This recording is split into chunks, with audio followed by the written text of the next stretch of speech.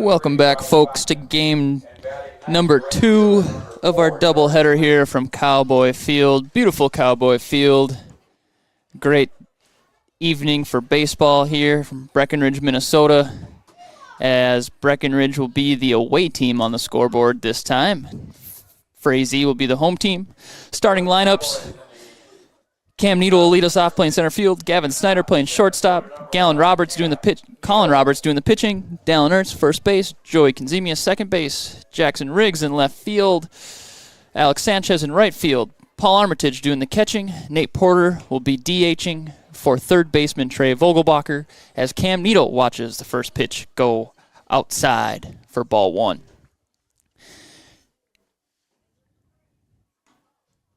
Cam watches ball 2 go to the outside as number 14, Gage Post, is doing the pitching for Frazee here in game 2. Outside once again, 3-0. We'll assume Cam has the red light here in the first at-bat of the game. See if this pitcher can throw a strike.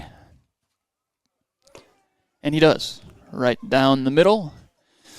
Brings the count to 3-1 for Cam Needle.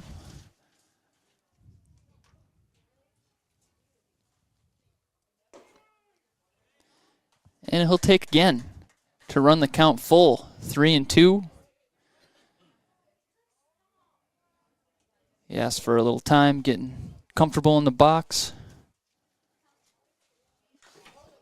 Just gets a piece of that one.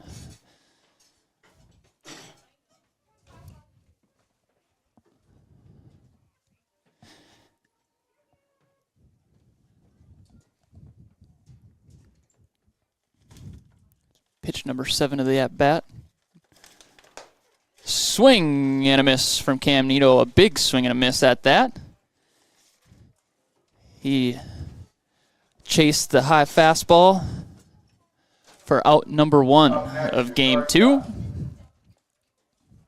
Up next, number 5, shortstop, Gavin Snyder. Senior takes a swing at the first pitch and follows it back. 0-1. Snyder, starting pitcher in game 1, threw 100 pitches. Threw pretty well. Just couldn't get out of that first inning.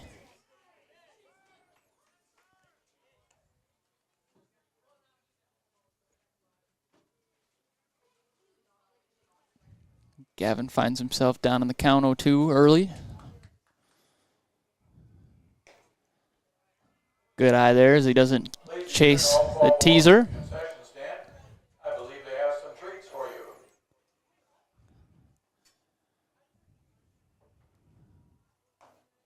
Good eyeballs. Evens up the count, 2-2. I see some BW Storm softball players in attendance here for game 2 after their victory 6-0 over Fergus Falls in the first round of playoffs, as Snyder takes ball 3. Full count for the second time here early on in this game.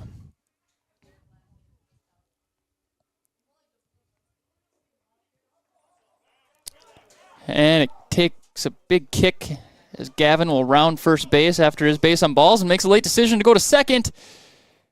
And he's in. And he ran out of juice. He's going to decide, I'm going to stay at second base and catch my breath here as the ball squirts into the outfield a little bit.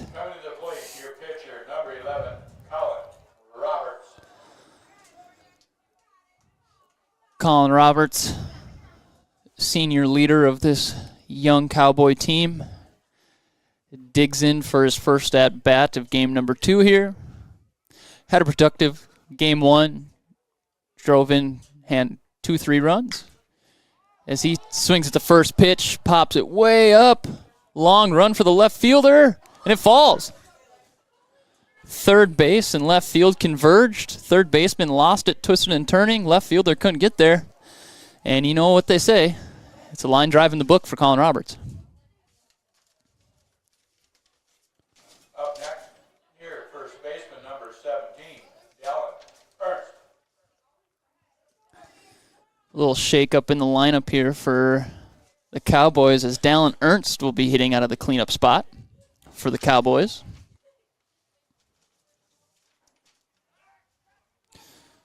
Checks the runner at second, gets him leaning, but it takes him away from second base, and Gavin's able to take third. Lucky break for the Cowboys.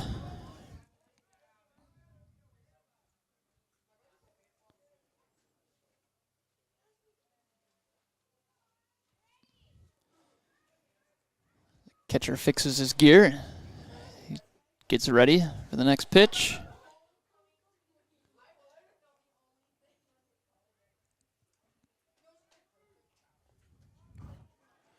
Runners on first and third. Pitcher decides to pick off.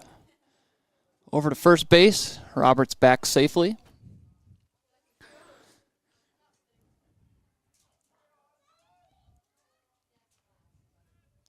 There's that fake pick off to third. Looking to get the runner on first leaning to no avail. Roberts has seen too many innings of baseball to fall for that one. Ernst finally sees his first pitch for that bat, dribbles it to the pitcher, who gets the out at first and then comes home. Gavin Snyder safe at the play. As the Cowboys take an early 1-0 lead on the Frazee Hornets here in the top of the first. Like I said, for listeners just joining us here, Cowboys are the away team on the scoreboard for Game 2, the doubleheader.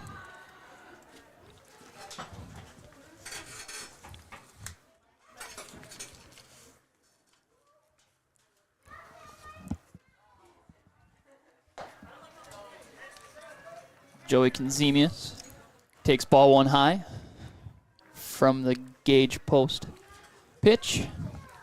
Well, I think I got everything figured out now. Welcome back, P-Dubs. Tried to handle the play-by-play as best as I could in your absence. Well, you did a fine job. And that ball's inside by post on the corner for the strike. It's a 1-1 now to Kenzemius.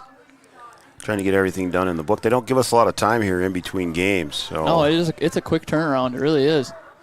I got a cheeseburger sitting in the windowsill here just cooling off. Swing and a miss there by Kenzemius. Took a nice cut at it. Now 1-2. Brian Watson, Austin Emdeck here on Three Border Sports Network. Game number 2 of the doubleheader between Frazee and Breckenridge.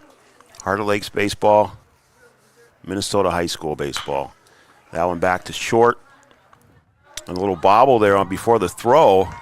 And it looks like Kenzemius is going to be safe at first, as Zitzo had a little trouble digging that one out of the dirt. And that'll move Roberts over to third. Cowboys already at 1 run in this inning as they lead 1-0. As Coach Emdeck said, Cowboys are the visiting team in game number 2 here. This one's scheduled also for 7 innings.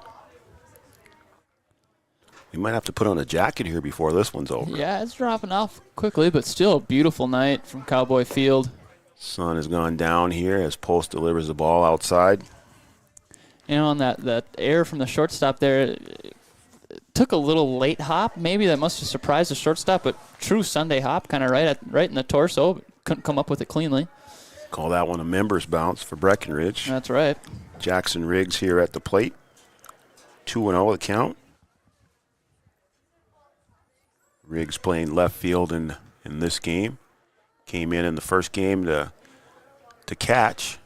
And that one hit out towards right field. And that one's going to go foul outside the fence. Tad late on that one, but Riggs really flashes his hands through the zone really quickly. He's got quick bat speed. Time is just a little off on that one. Got a unique stance. He's very open, but he narrow-footed in the box. He squats pretty low. Gets a little rock going. And that one outside. So now 3-0. 3-1, sorry. After the foul ball.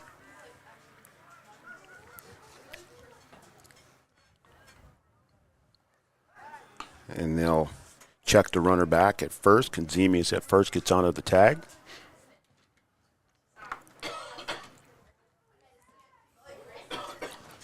Post will look in. 3-1 to count.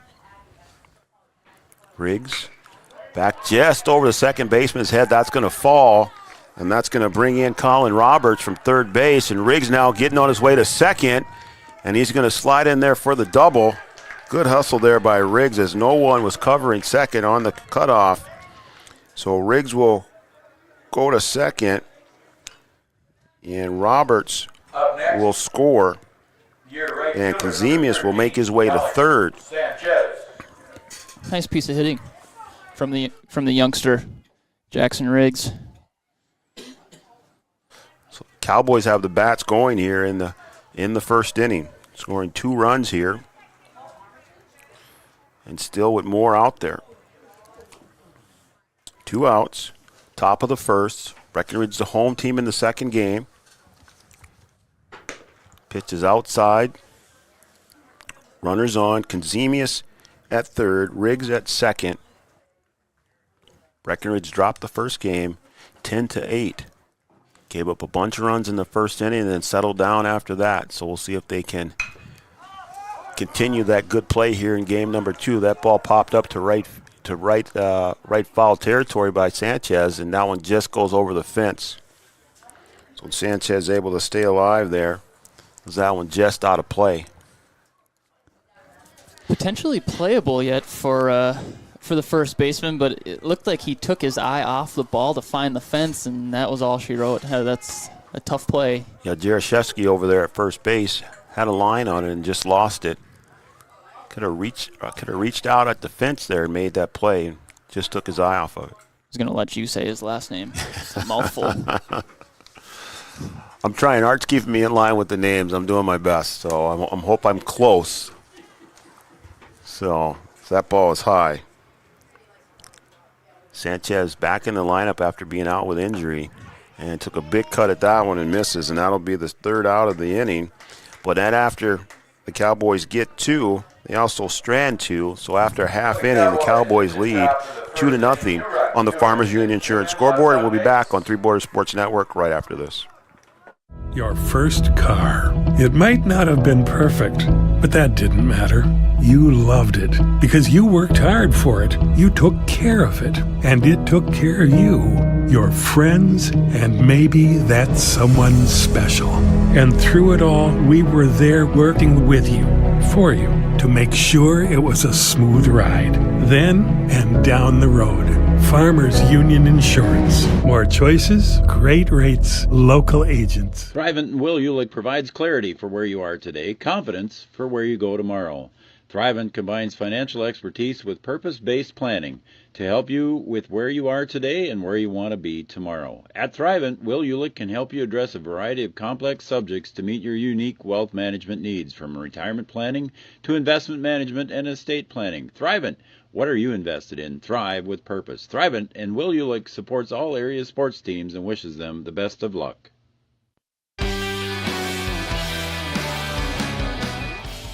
Three Borders Sports Network, Brian Watson, Austin Emdeck, live from Cowboy Field. Game number 2 of a doubleheader. The Breckenridge Cowboys taking on the visiting Frazee Hornets. Here in game number 2, the Hornets are going to be the home team, and Breckenridge will be the away team for the second part of the doubleheader.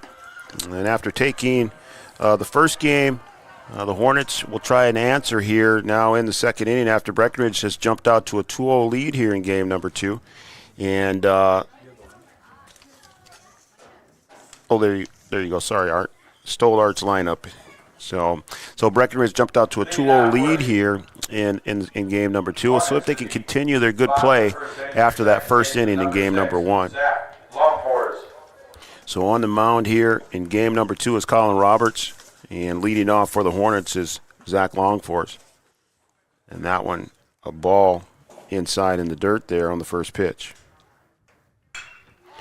And that one hit hard out to center field, and Cam Needle going to be able to track that one down as he nonchalantly gets under it and makes the first out of the inning.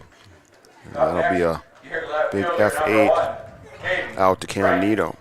And it's got to be something with a little bit of wind. There's not a ton of wind here today, but it looks like it's really hanging those balls up in there. Gave Cam plenty of time to camp underneath that one. Yeah, we're kind of protected here in the booth as we're right behind home plate above the bleachers.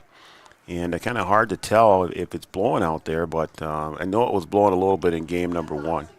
So and you can see the flag out there on the high school, and it's certainly blowing in towards us or left to right as we're viewing. You know, Robert's sky-high fly ball in that top of the first inning hardly hit the grass.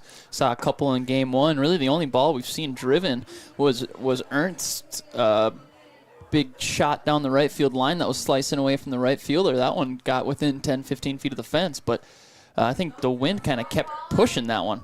A strike inside there as Caden Frank felt like that one was away and he was going to make his way down the first base for the walk. And that one's going to find his way over the out of play on the left field line there. The man in blue says, "Not so fast, youngster. You got to use that stick in your hands."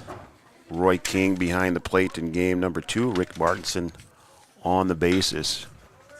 And that one hit over to first base to Dallin Ernst, and he will make an easy put out there for the second out of the inning. The old Sunday hop for Dallin, as we call it. Nice little two-hopper for him. So Dallin looking pretty good here in game number 2. He kind of tweaked his ankle in game number 1 over there playing first base, and then also came in to finish out the game on the mound. So looking healthy over there.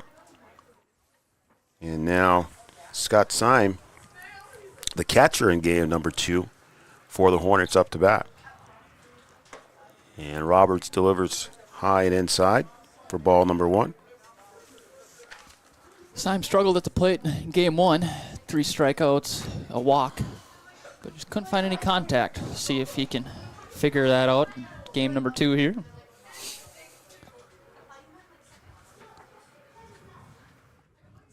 So 2-0 here to Syme. And that'll be a swinging strike as that one fouls away. So 2-1 now. And really, that one inside's going to miss, and that'll go 3-1. So really, after the first inning of game number 1, the Cowboys really played decent baseball.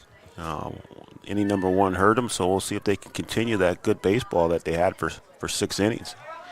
And that one bounces up, and Armitage loses sight of it, and Syme is going to make his way down the first base. So just kind of bounced up. I don't know if that hit off of him or, it just kind of bounced up and he lost sight of it, threw his mask away, but not able to find it. And one thing to keep an eye on during game 2 here for the fans, and I mean no ill will on this, but Armitage struggled behind the dish in game 1 and caught just 1 inning. And let's see if the youngster, just a freshman, can turn around and put that past him and improve his game here in game 2. So far, so good. Dug a couple tough ones out of the dirt from Roberts. But, as a freshman playing varsity, that can be a tough thing to do, so a thing to watch.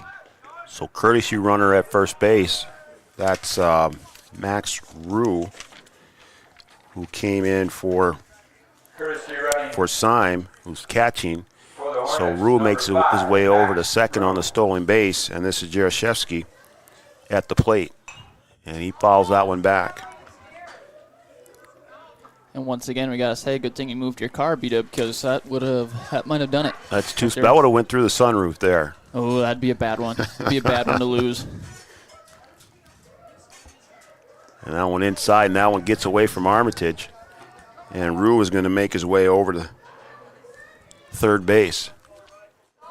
So a little bit of what we saw in game number 1, where the Cowboys were in position to get themselves out of an inning, and they allow some runners to move over, and innings get extended, and they turn into runs. And I'm having flashbacks to the Holly game, too. That one hit the short, and Snyder will come up throwing and get the Cowboys out of the inning. So a good first inning for the Cowboys as they are able to go out and hold the Hornets scoreless as they strand 1. So after 1 complete inning of play, it's Cowboys 2, Hornets 0. We'll be back on Three Border Sports Network. OSPTI has been the therapy clinic of choice for over 15 years here in the southern Red River Valley. At OSPTI, they strive to have the most up-to-date treatment options available with their hands-on method to decrease your symptoms and ensure quality care. Their motto at OSPTI, we strive to meet your goals. Locally owned on 5th Street North in Breckenridge. OSPTI. Since the inception of Vatterstadt, the spirit of innovation has led the company. We push the limits, providing innovative and reliable seeding and tillage solutions that simplify everyday life for farmers. We continue to reimagine the capabilities and technology behind farm machinery, providing customers with a perfect emergence while maximizing their yields. We look forward to growing together.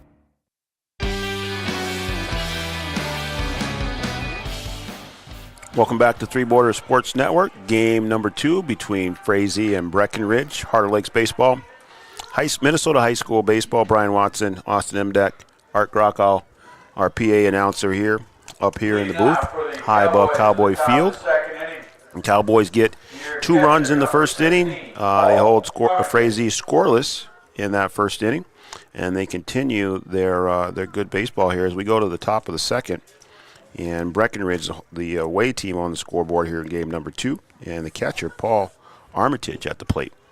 It's just good so far to see some good, clean baseball from the Cowboys. You know, this is what you want to see when you come to the ball field. Game's moving quickly here so far. Clean play, nice play from Gavin Snyder to end the inning in that last half inning. Gage Post delivers that strike right down the middle. Plating some runs early on in the first, so let's see if they can keep it going. Now one low and away. So 3-1 here to Armitage. Armitage leading off in the top of the second inning. Game number 2 of the doubleheader. Like I said early on, we got some BW Storm in attendance here for game 2. Izzy Wall, McKenna Kumo, Sydney Roberts all enjoying the baseball game here as they're victorious in their round 1 playoff game. Congrats to the BW Storm. Congratulations to the Storm. McKenna Kumo kind of giving me grief for not being at the game over there as we're doing this game. But congratulations to them. Should have told her, what do you mean? I could watch all 3 outfielders? I could almost kind of see the scoreboard? I should have told her that. So Armitage made his way down the first base on the base on balls. And now this is Nate Porter, who's the DH. He is DHing for Troy Vogelbacher, who's playing third base. So he squared and showed bunt there. A little small ball in action possibly. And swings away there, and that one goes out to right field. And Armitage went halfway and then comes back. So a good play out there by George Flynn, who was a courtesy runner in the first game, and now here playing right field in game number 2 for the Hornets.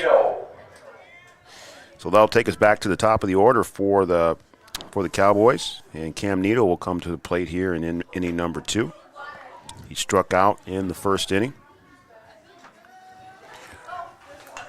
And that one fouled back and out of play. I've given Cam quite a few compliments on the air here, but he's just one of those players that I get excited every single time I see him. It's just what's going to happen next. He's kind of, for me, it's like Byron Buxton. It's like every time he's in center field or at the plate, it's like what's cool is going to happen next. He can just do a lot of things as they check Armitage back at first base. Post throws over. He's just an athlete. I mean, you look at him and you just know that that's a kid that plays sports, and he can do just about anything. Plays football, basketball, baseball. I'm sure the dude could play rugby if he wanted to as he drives that one out to center field. And Cale Olshock will snag that one for the second out. And he had his hands full with that one. That was a towering fly ball. Again, we see that wind holding that one up, or else the wind's in the opposite direction. That might have been interesting. So, again, a hard hit ball there by Nito, and Olshock able to get under it. So we'll see if that wind comes into play. The flag's kind of died down a little bit, but you get some gust here and there. And this is Snyder now. That one bounces off the glove of Syme. First pitch breaking ball. There. Might be a situation there. If that one's caught, it might be a strike. But you know what they say in the stands, strikes are caught. Strikes are caught. And that one away in the dirt. And Armitage is going to make his way over to second. And now both catchers having a little trouble keeping the ball in front and allowing runners to advance. So Armitage over to second. And 2-0 to Snyder. Yeah, good jump from Armitage there. That one did not sneak away very much, but he jumped on it right away and was able to swipe 90 feet. And Simon's going to go out and talk to Post, and maybe just not on the same page. Simon may be expecting something different than what Post delivered. Yep, might have got crossed up a little bit there. So they'll conversate a little bit and regroup. And now Post set to deliver here to Gavin Snyder. The 2-0 pitch. And that one hit high in the air to third base. And Bachman, little basket catch there for the third out.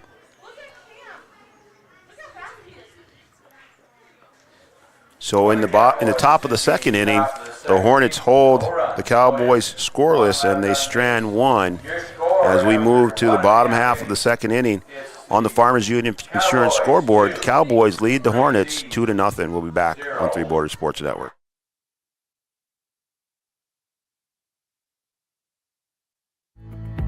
Red River Human Services Foundation provides services to people with disabilities, which enhances their quality of lives and enable them to live, work, and develop relationships in their communities.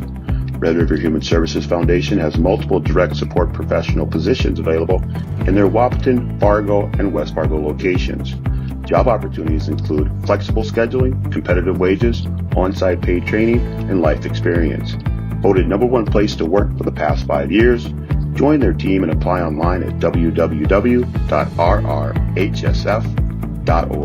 Red River Human Services Foundation supports all local area sports activities and wishes everyone the best of luck.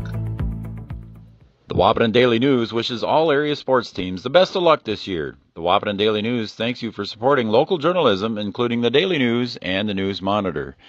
Keep up with local news, sports stories, and personal interest stories in our papers. Check out www.wahpetondailynews.com for more information about our e-newsletter right at your own computer. The Daily News supports all area sports teams and wishes all of the teams the best of luck this season.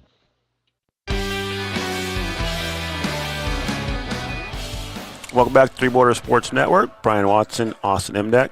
Game number 2, Cowboys and the Hornets.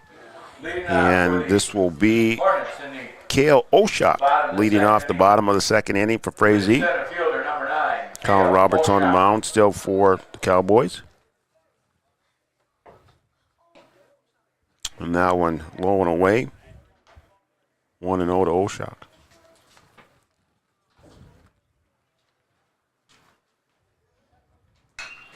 That one hit out to center field, and Cam Nito will jog his way under it and make the out. So that came off the bat kind of hot, and Cam didn't have to take very many steps to get underneath that one. That'll be out number 1 for the Hornets as Cale Oshak flies out to center field. It's going to take a heck of a drive here at Cowboy Field today to get one out of the park potentially, or even hit the gap. It's going to be tough to do. And another one hit out to center field, and Cam has to get on his horse a little bit, but able to run that one down. There's that athleticism that we talked about. And that one kind of slicing away as it came off the bat, and Cam able to run that one down for out number 2.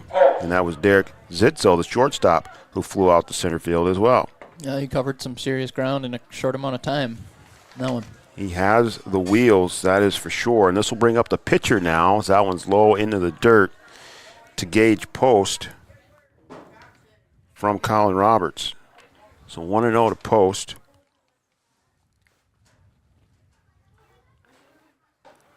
And that one just above the zone there. That one looked pretty good. As Armitage tried to frame it a little bit, but Roy King says no. And that one off the end of the bat. So 2-1 now to Post.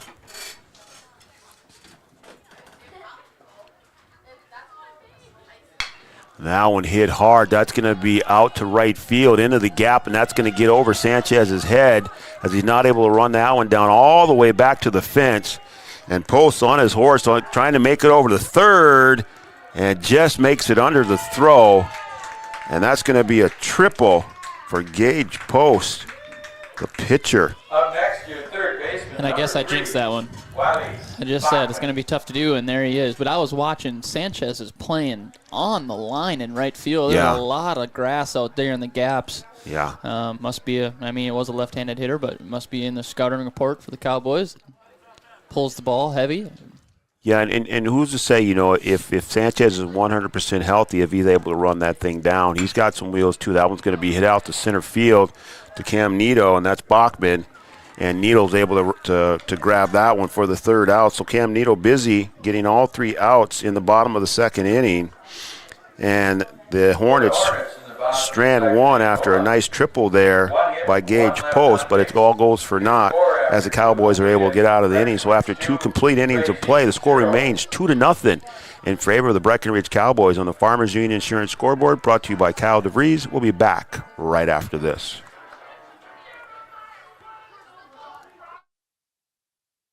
Your first car. It might not have been perfect, but that didn't matter. You loved it because you worked hard for it. You took care of it, and it took care of you, your friends, and maybe that someone special. And through it all, we were there working with you, for you, to make sure it was a smooth ride. Then and down the road. Farmers Union Insurance. More choices, great rates, local agents.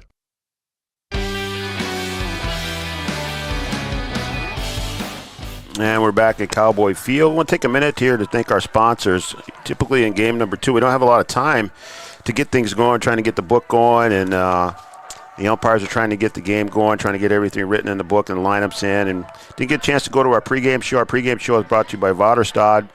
Welcome to our world of farm machinery, offering Wilrich, Concord, and Wishick brand machinery. And then also our starting lineups. Coach Emdeck went through the starting lineups. Our starting lineups are always brought to you by Thrivent and Will Ulick.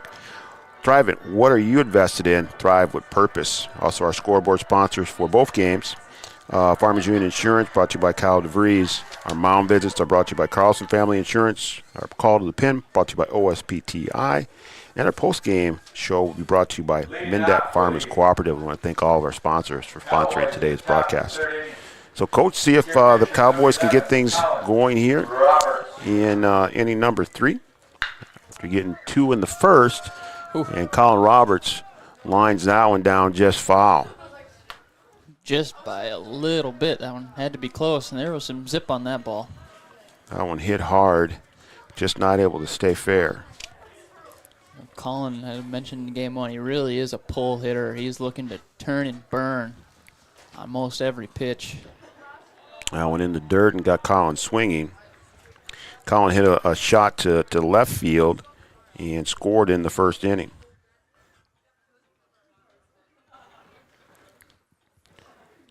So we'll see if the Cowboys can continue some of their hitting ways here. Again, solid baseball outside of that first inning in the first game. So that one way outside. So 1-1 the count now. So Post looks in. Delira's swing and miss there. Sorry, that was a second strike. So 1-2. So Roberts will strike out there swinging for the first out of the inning. Now batting your first baseman, number 17, Dallin Ernst. See the big fella stepping into the cleanup spot, Dallin Ernst. That's the second strikeout for Post. And that one high to Ernst. It's really got to be high to someone who's 6'6", so up in the zone there.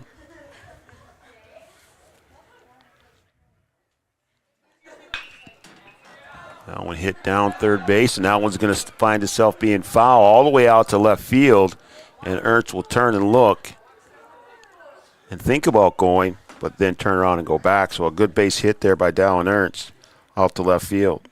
Right down the line. And just past third base and rolled all the way out to left field. Joey Consemius. Yeah, you wonder how the ankle is feeling there. He stepped on first base with the wrong foot. He stepped on it with his left foot there. I don't know if he's avoiding it potentially. He looked like he was a little tentative. You don't want to take a chance of trying to roll that thing again, stepping on the bag. And a swing and a miss there by Joey Consemius.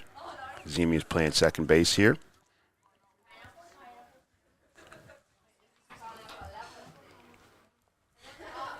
Post taking his time out there on the mound. Joey's really been giving the Cowboys some solid production in the 4 or 5 hole. You've seen him in the 5 hole here in game 2, playing a good second base. That one gets past Symes. Sorry, Coach. And Ernst will make his way over to second base.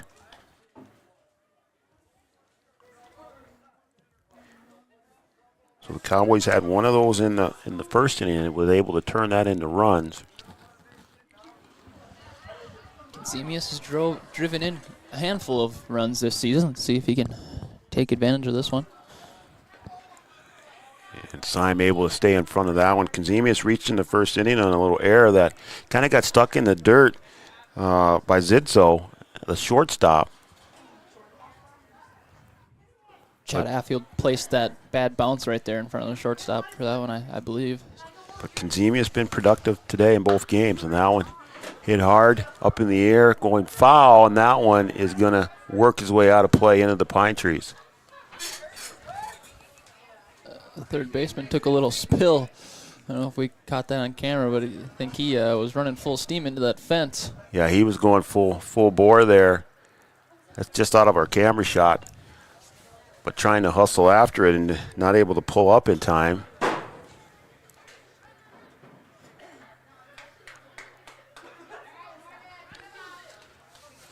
So 2 strikes now to Zemius. 2-2 the count. And that one goes the other way. Out into the parking lot as the fans scamper after it. Kind of went underneath the Frazee's bus and out the other side. One more dent in the bus, and I think Anderson Bus Company would have said, you guys are going to have to take a yellow fella to the next one. There you go. That one hit high in the air, and that's going to go to, it looks like, to second base. And that one, an easy out there for Longforce. But you know what? It's still, this game of baseball can be kind of a crazy game. That's a really good at-bat from Zemius still, following off multiple pitches, making the pitcher work. Good at bat.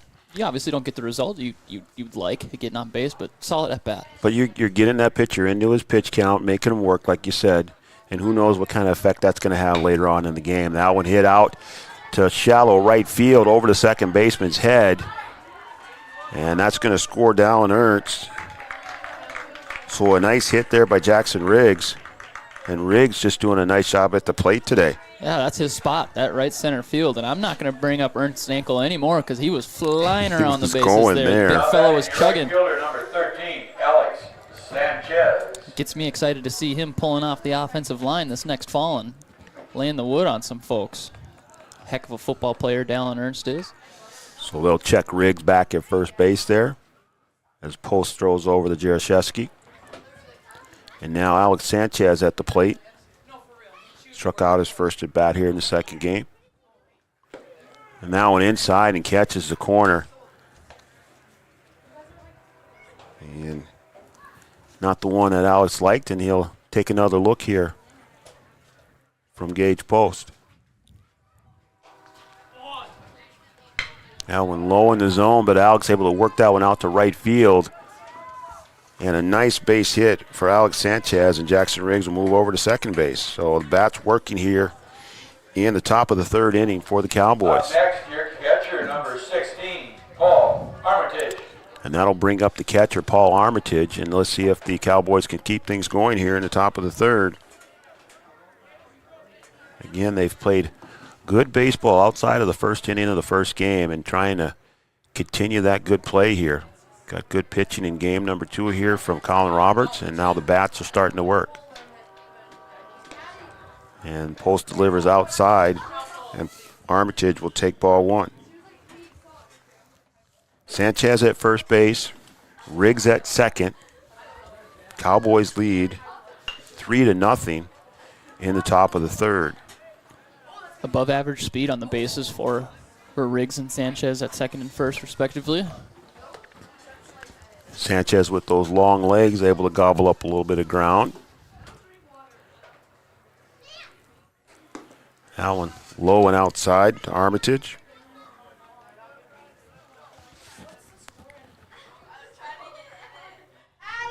They're doing a good job at the plate and making posts work. And that one, Syme keeps and then fires down the third, and that'll send Riggs back. That was all part of the plan. He just wanted to force that throw down to third base. That's all that was. 3-0 to count to Armitage, and now Syme will go back out and talk to Post again. As again, they seem like they're not on the same page, but they just want to clarify a few things. I like seeing him behind the plate. He pounces on those balls in the dirt. He lays his body out. Does a good job of blocking them, though. Yeah, does a good job of getting his body in front and keeping that ball in play. And that's a fastball down the middle, and that one's fouled off.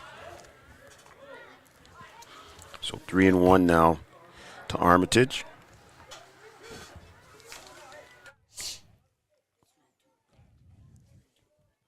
Sorry, full count to Armitage now.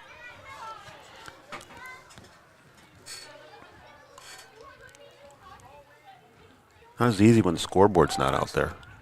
And they go back to second and work Riggs back. I think the Frazee coach will say in the dugout, hey, you don't have to throw that ball to second base, because he threw it to his second baseman about 15 feet off the bag yet, and those ones make you hold your breath. Runners go, and that one hit high in the air and out of play. Back into the parking lot. So count remains full to Armitage.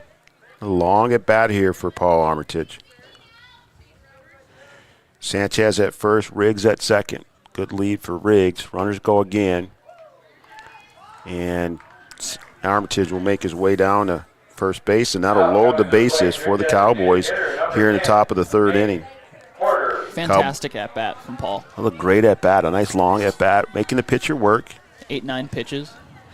And we have got a mound visit. And that mound visit is brought to you by Carlson Family Insurance. Located on 2nd Avenue in downtown Wahpeton, Carlson Family Insurance works for their customers, not the companies. Customer service and satisfaction is their number one goal. So the coaching staff for the Frazee Hornets want to talk things through and make sure we have everybody on the same page and figure out what they want to do here exactly with the bases loaded. Cowboys have had the bases loaded a couple times in game number 1, and now they find themselves here in business in game number 2 in the top of the third inning, leading 3-0 after dropping the first game 10-8. And really all the damage for Frazee of those 10 runs were done in the first inning and only able to score 3 runs after that. So the Hornets are ready to go again. And 2 out here in the top of the third. And Nate Porter at the plate. Porter flew out to right field, his first at bat in the second inning. And trying to keep things going here for the Cowboys. See if they can add to their lead here. And that a nice strike there by Porter. Not messing around on that one. Senior Nate Porter getting his hacks in here. Good swing. Just missed. That one hit high to the infield, and the shortstop comes running in and make the play, and that's Derek Zitzo, who comes in and makes the third out. A nice play there. The ball almost found the dirt. So after 2.5, the Cowboys get one more there in the top of the third. The score now 3-0 in favor of the Cowboys on the Farmers Union Insurance scoreboard.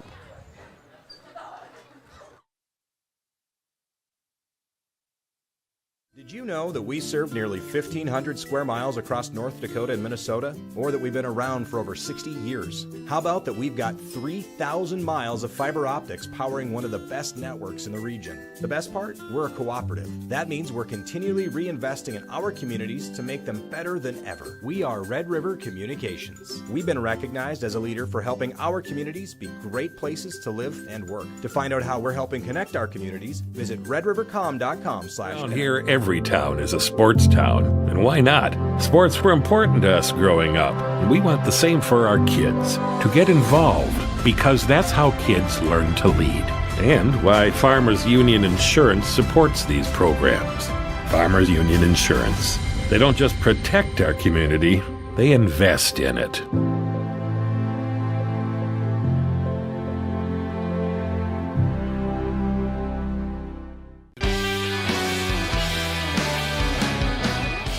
Welcome back to Cowboy Field, Three Border Sports Network. Brian Watson, Austin Emdeck. Hornets taking on the Cowboys. Cowboys lead 3-0 here as we go to the bottom of the third inning. The Hornets are the home team in the second half of this doubleheader. And a score from the other side of the river, the Wahpeton Huskies in EDC play, taking on the Red River Rough Riders up there in Grand Forks, and they come away with a 10-3 victory to advance in the EDC playoffs. And we want to thank Barb Ulick for giving us that score. And congratulations to the Huskies for keeping themselves alive here in the playoffs. Leading off for the Huskies get a playoff win. BW Storm get a playoff win. number 4, Let's see if the Cowboys can get a win here in game number 2. So bottom of the third inning, this is George Flynn at the plate. Flynn playing right field. And a strike there. Roberts gets up early in the count, 0-2. Attacking the zone. Love to see it. And that one inside brushes Flynn back. And now 1-2. That, for an 0-2 count, that was pretty close to be taken. Good pitch from Roberts there. And that one's on the outside corner, and we've seen that all day long. And Flynn will go down looking. Up next, your second baseman, number 6. And that's going to be the first strikeout for Colin Roberts here in the third inning. So it's nice to get, sort of into playoff play, get games going. There's been a lot of games that were postponed or canceled due to the weather. And nice to see both the Storm and the Huskies pick up wins in the playoffs. And we really see Colin getting in a groove here, having a struggling in his outing against Holly last week. It's nice to see him in a groove here today. As we get back to the top of the order, this is Zach Longforce. And that one pulled out of play, and that one's going to go just over the dugout on the third base side there. And 1-2 now to Zach Longforce, who's playing second base here in game number 2. So, again, just good to get things going and have good weather finally, being able to play games and not have to continue to postpone things. They make us be patient up here in the Red River Valley, that's for sure, with the weather. But beautiful now. Hard to get going when you're not able to consistently play games. You play and then you take some time off.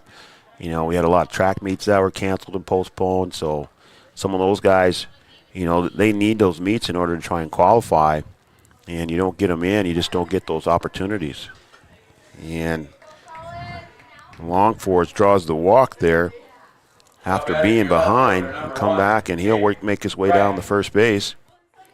And that'll bring up Caden Frank for the Hornets. Yeah, just like the baseball players, it takes a couple games, a handful of at-bats to finally get in the groove. Same with those runners, to get those lungs, get that conditioning.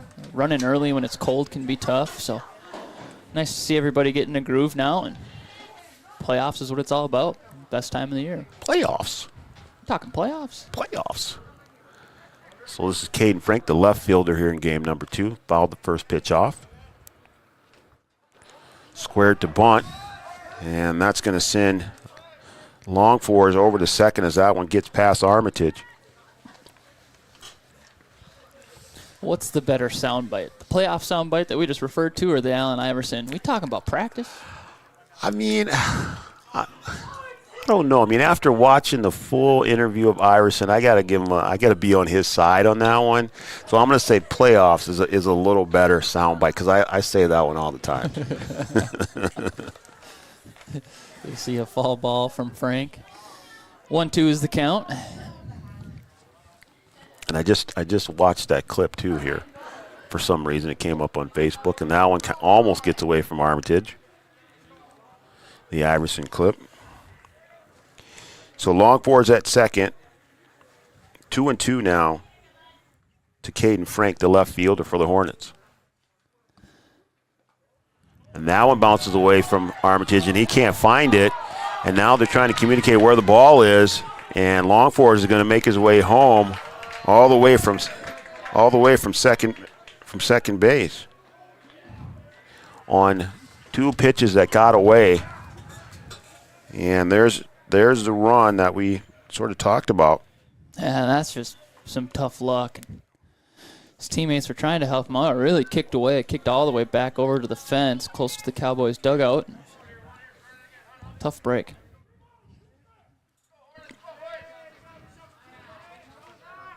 So those are the ones that they're going to have to put behind him.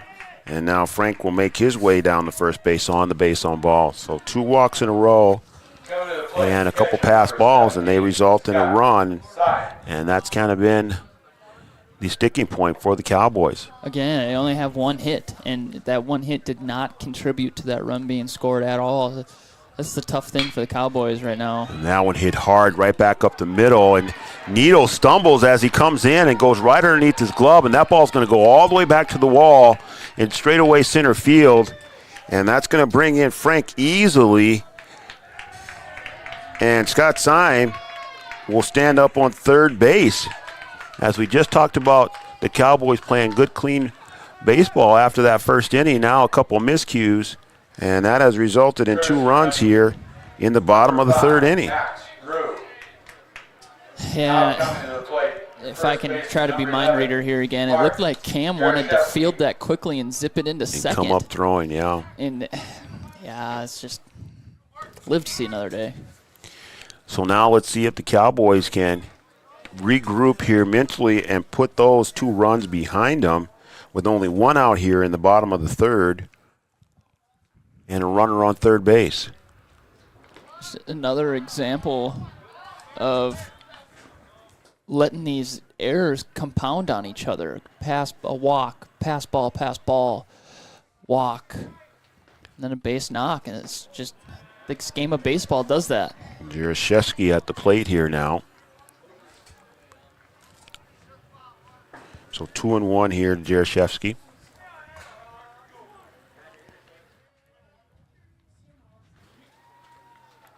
Oh, inside, and that just clipped him. And they're going to make Syme go back to third as he thought it didn't hit him and got away from Armitage. So Jaroszewski makes his way down the first after being hit by a pitch. And that's going to bring up the center fielder here, Cale Oshak. So still only 1 out. Bottom of the third, 3-2 still in favor of the Cowboys. Got to try and get out of this inning without giving up any more runs. Yeah, I'd like to see Heidemann come make a mound visit here. We've seen this first and third situation hurt the Cowboys in the past. Just go out there and talk about what are we doing, what's our game plan, let's make sure we're all on the same page, and execute something here. You know, at some point it becomes a mental game that you have to work your way through. And misses again there. As we see Roberts start to lose command here a little bit with all things considered. Yeah, sometimes as a pitcher, you know, things happen that aren't in your control. You're pitching well, and then you end up giving up runs, and then you just kind of lose your focus. Yep, you get out of that groove. It's hard to get back in it sometimes. But he's missing in good spots. He's missing low. Oh, he's not missing over the plate and giving him great pitches to hit, but got to find that happy medium too. So 3-0 here. And he finally gets the strike there. Nice pitch there by Colin Roberts. Well, let's see if he can work it all the way back here.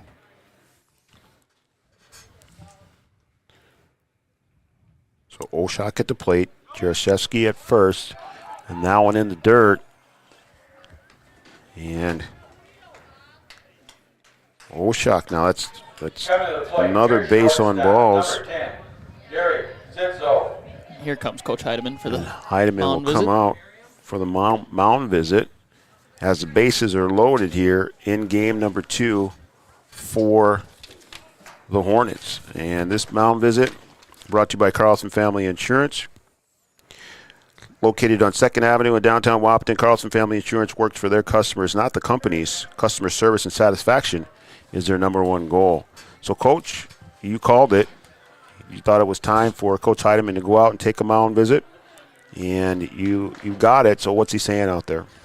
Well, he's saying it depends on their philosophy here. It depends with the bases loaded.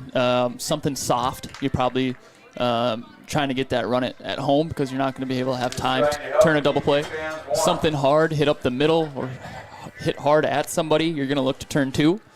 As we see Ernst playing in front of the runner here, so he looks like he's going to come home if a ground ball is hit towards him. That one high and inside to Derek Zitzo, playing shortstop here in game number 2. And we see Vogelbacher on the opposite hot corner. He's behind the runner, just behind the bag, so he's probably looking to turn 2. And there's a strike there on the second pitch to Zitzo. So bottom of the 3rd inning, 1 out. Bases loaded for the Hornets.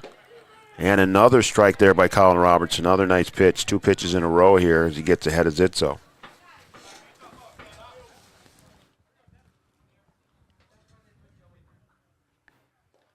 And that gets away from Armitage, but he finds that one to see if he can get it to home. And Roberts right there to make the tag, and they'll get the out. So a good play by Paul Armitage, able to find the ball as it bounced out, and great hustle there in coverage by Colin Roberts to cover the plate. So that's out number 2.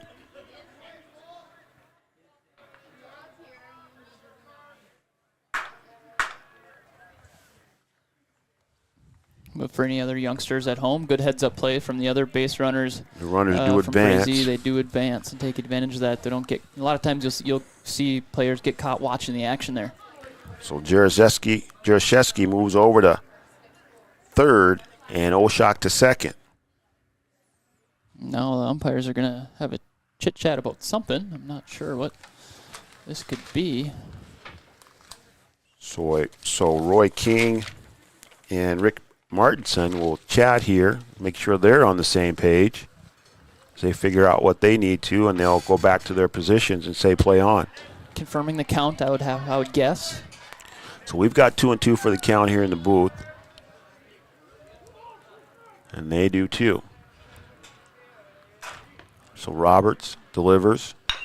That one chopper to 3rd, in between 3rd and short. And the long throw to 1st, and that's safe. And now they'll come home, and that one gets past Armitage. And when everything's said and done,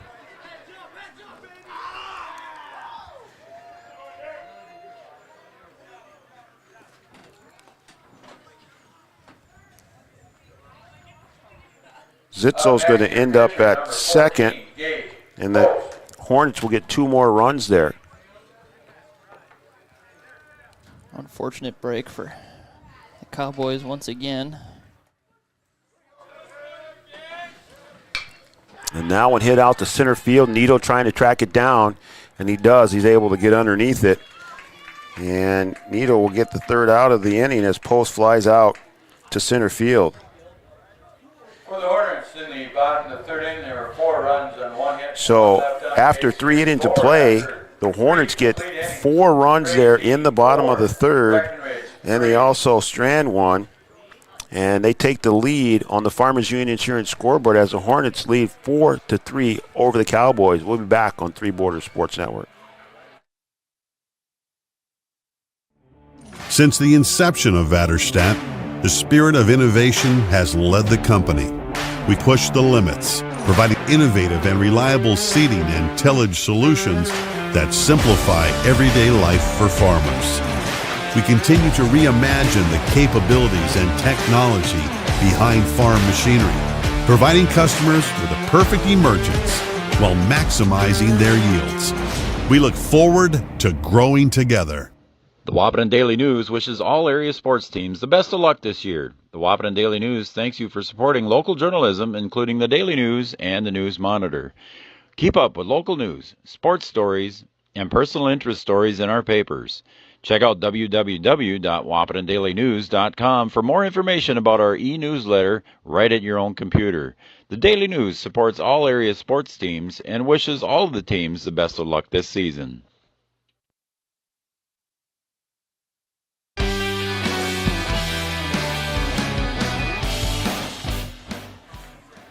Welcome back to Cowboy Field, Three Border Sports Network. Heart of Lakes Baseball, Brian Watson, Austin Emdeck, and the Cowboys give up 4 in the bottom half of the third inning. For the Cowboys, top of the And we'll have to get back to business at the plate here. Cam Needle will lead off here in the top of the fourth as we're back at the top of the order for the Breckenridge Cowboys. Gage Post still on the mound for the Hornets. Worked himself out of a jam in the last inning. And that one is delivered outside. It was really the same song and dance for the Cowboys last half inning. Passed balls, wild pitches, throwing the ball around the yard a little bit too much. They scored 4 runs on 2 hits only, so there's your name of the game.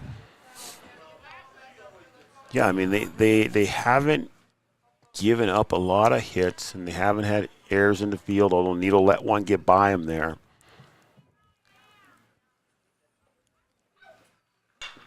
That one's hit straight up, and infield is it's gonna be Jarashevsky at first, as Nino does his best to run it out. And Jarashevsky will have the first out of the inning there. Now batting your shortstop, number 5. At some point, like we talked about, Coach, it becomes a mental game too. You know, you have some things that happen that aren't under your control, and then you have to work your way through it and play your way through it. And it's just a test for a young team that the Cowboys are going to have to try and fight through it. Yeah, mental fortitude is got to be big for this Cowboy team. They got to get mentally tougher. And that one is hit to short, and that one gets by Zitzo. And the Hornets make a mistake of their own. Come to the plate. And now Gavin Snyder is on first base. So they've had some opportunities themselves, too. You just got to be able to take advantage of them on the offensive end and see if you can keep yourself in the game. Yeah, let's see if Colin can take out some of the misfortunes on one of these next pitches here and get the boys running. So Colin Roberts now pitching here in game number 2, facing Gage Post. I'm a little high and inside.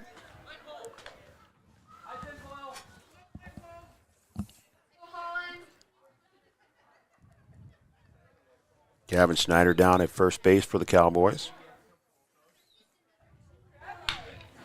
That one hit hard out to left field, and that one's going to just be out of play. And then we talked about how Colin likes to pull the ball, and got a good piece of that one, just not able to keep it in play. just really pulled it. Yeah, sent her out over the fence there on the left side into the pines. And that one gets past Simon. Snyder will make his way to second base. Give it a hard turn, give it a look, as he did. Good job, Snyder. We've seen a couple pass balls by both teams. And it's allowed those runners to advance, and now we'll see if the Cowboys can capitalize. Not crazy deep, but deep enough, fairly deep backstop here at Cowboy Field. So Snyder gave it a good thought, trying to get to third there, but probably a wise decision to hold up. And that one hit back to short. And that one gets by Zitzo a little bit as he loses it in the dirt. And now Snyder moves over to third and Roberts on first. So 2 miscues in the field by the Hornets, and now the Cowboys have runners at the corners. And Snyder did a good job dancing in front of the shortstop there and getting in his view. Obviously, you can't get hit by the ball. You'd be out, but he did a good job stutter stepping in front of it, clogging up the view of the shortstop, and you can probably credit at least part of that error to Snyder's heads-up base running.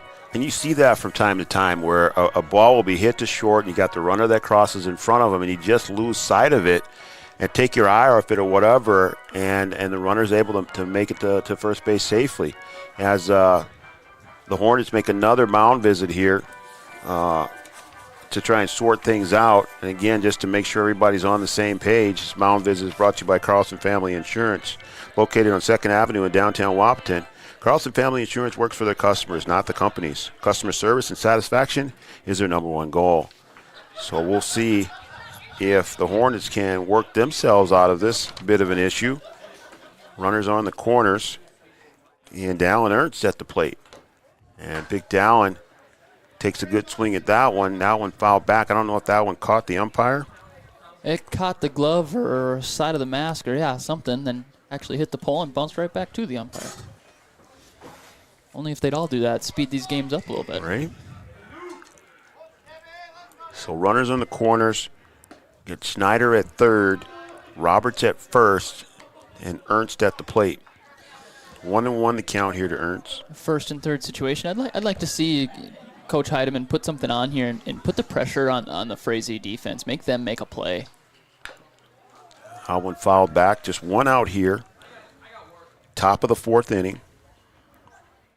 So 1-2 now to Dallin Ernst. Try to take advantage of some of those miscues and see if you can tie this game up here in the fourth inning. That one hit hard back to short, and Zitzo able to make that one. And this one might come out, and nope, that one gets past Jaroszewski on the attempt at the double play. And that will bring home Gavin Snyder, who will tie the game. And Roberts will be out on the force at second. And Ernst is going to go over to second as the ball got past Jaroszewski. So the Cowboys do their work here, and they're able to tie it up. I think that's going to end up being a big play and when this game's all said and done, regardless of how it ends, because that would have been a big momentum shifter, in my opinion, if Frazee turns a double play, saves a run, and gets out of this inning. Those are big plays in the course of a baseball game that build momentum, if you're a believer in that is. Just a little bit away from turning that double play and getting out of the inning and avoid letting the Cowboys tie this thing up, as Joey Konzemius is at the plate.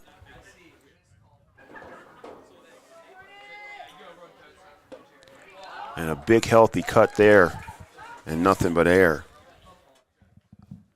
So 1-1 to count to Konzemius. Ernst at second base. Cowboys are able to tie this thing up here in the top of the fourth inning. That one high in the zone, but driven out to left field. And Caden Frank able to make that play just for off the the third handle out. of the bat there a little bit, or else that would have been interesting. Just missed the barrel. So after 3.5, the score is tied 4-4 on the Farmers Union Insurance scoreboard. We'll be back on Three Borders Sports Network.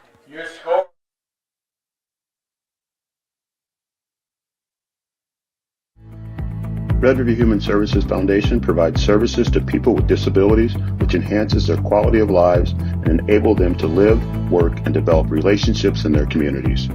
Red River Human Services Foundation has multiple direct support professional positions available in their Wahpeton, Fargo, and West Fargo locations. Job opportunities include flexible scheduling, competitive wages, on-site paid training, and life experience.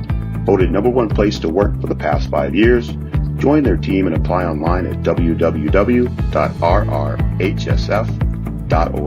Red River Human Services Foundation supports all local area sports activities and wishes everyone the best of luck. The Wahpeton Daily News wishes all area sports teams the best of luck this year. The Wahpeton Daily News thanks you for supporting local journalism, including the Daily News and the News Monitor. Keep up with local news, sports stories, and personal interest stories in our papers. Check out www.wahpetondailynews.com for more information about our e-newsletter right at your own computer. The Daily News supports all area sports teams and wishes all of the teams the best of luck this season.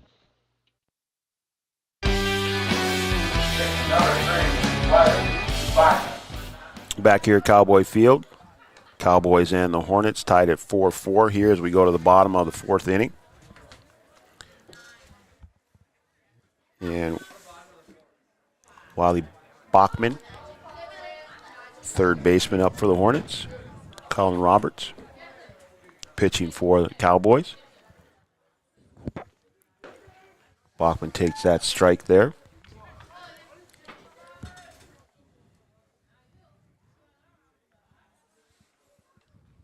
Roberts delivers. That one, a little blooper to Ernst over at first base as he slides over in front of Conzemius to catch that and make the first out of the inning. Made me a little nervous there. Well, he kind of almost tripped up again, and we know he turned his ankle in the first game, but able to slide right over and get the first out. And that'll bring up George Flint, who was playing right field. Pinch hitter, number 5, Max Rue. And pinch hitting here is Max Rue. So Rue, who hit in this spot in game number 1, will now come back in and hit for George Flint. And we assume that he will go back out to right field as well.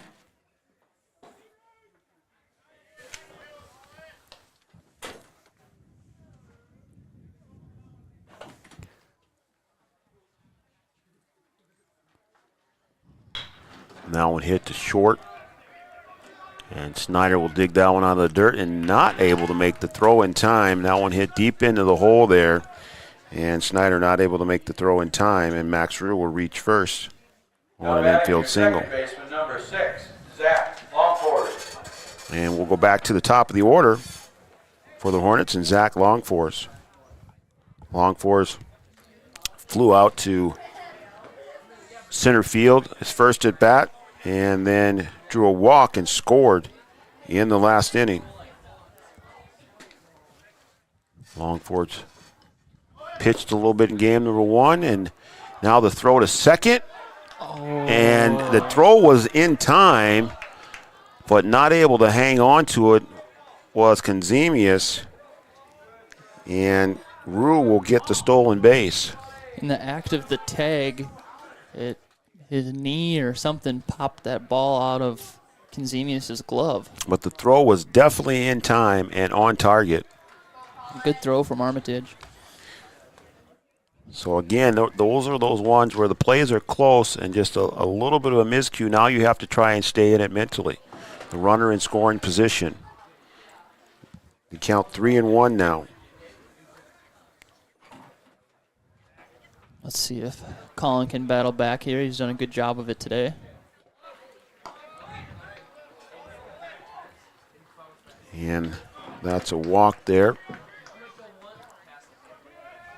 Up next, left fielder number 1, Caden Frank. So Longforce goes down the first on the walk. You see Armitage giving signs to his infield in this first and third situation once again. And Rue is over at third. Runners on the corners again. Caden Frank here, and that's a strike.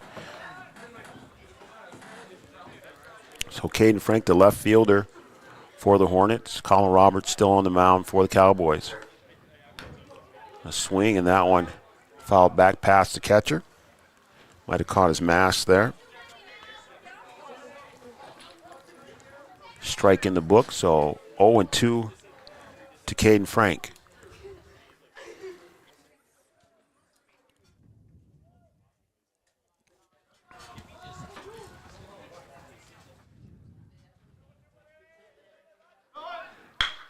And now on a shot out to right field, that's going to drop in front of Sanchez. And that's going to drive in a run. That'll drive in Rue. And Longforce, who was already on his way to second, is going to make his way to third and finally make his way home.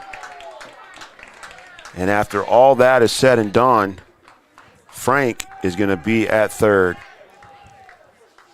So a miscue and maybe an injury here. I didn't see what happened out there. That's Gavin Snyder, who kind of comes up hobbling just in front of second base there. Catcher number 17, Scott Simon. And the coaching staff for the Cowboys are going to come out and check him. Did you see what happened there, Coach? No, I missed it. I know he had to kind of dive or get down for a cutoff throw that was errant. And I was watching the rest of the action, and I missed it. So after that's over, 2 more runs for the Hornets.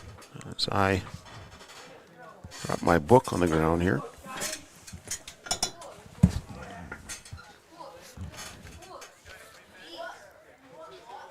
So Longford scored, Rue scored, Frank is on third, and still just one out in the inning. As we're here in the bottom of the fourth, and this is Scott Syme, who had one get past Cam Needle that went all the way back to the center field wall in inning number 3 and did a lot of damage to the Cowboys. And going back to that last play, I'm going to mark at least 2 errors in the book because it's just Cowboys got to figure out how to limit their damage. They missed the cut coming in from the outfield. Then the third baseman throws it back to second, and Aaron throws that. And there's another throw past the catcher. I mean, I know Heidemann's rolling in the dugout over there, beating himself up about it, but these are lessons that this young Cowboy team's got to start learning. Yeah, you just don't want to compound your errors. You have to just let things go and then live to fight another day, and that's going to be a walk there as Syme earns the walk, and he'll go down the first base, and runners at the corners again for the Hornets. Still just one out in the bottom of the fourth inning here in game number 2. Cowboys drop game number 1, 10-8. And now this is going to bring up Mark Jarashevsky, a first baseman for the Hornets. And it looks like there's a conversation here between the coaching staff and Roy King, the home plate umpire. Maybe asking about a substitution situation here. I'm not sure what courtesy runner situation. I'm not sure what he's trying to do here. Can't see the number there. That is Jarashevsky, right? They're going to ask courtesy runner here, so that's 12. Oh, that must be a JV player. Then I don't have that name. I don't have one here either. So a courtesy runner will come in, someone that we don't have in the book. The JV game was finished, so there are extra players now that are available. So they'll bring in a courtesy runner at first for Syme, who's catching here in game number 2. So Frank is at third, so runners at the corner. Still one out here, bottom of the fourth inning. And the Hornets lead 6-4 as they got 2 go-ahead runs here in the fourth inning.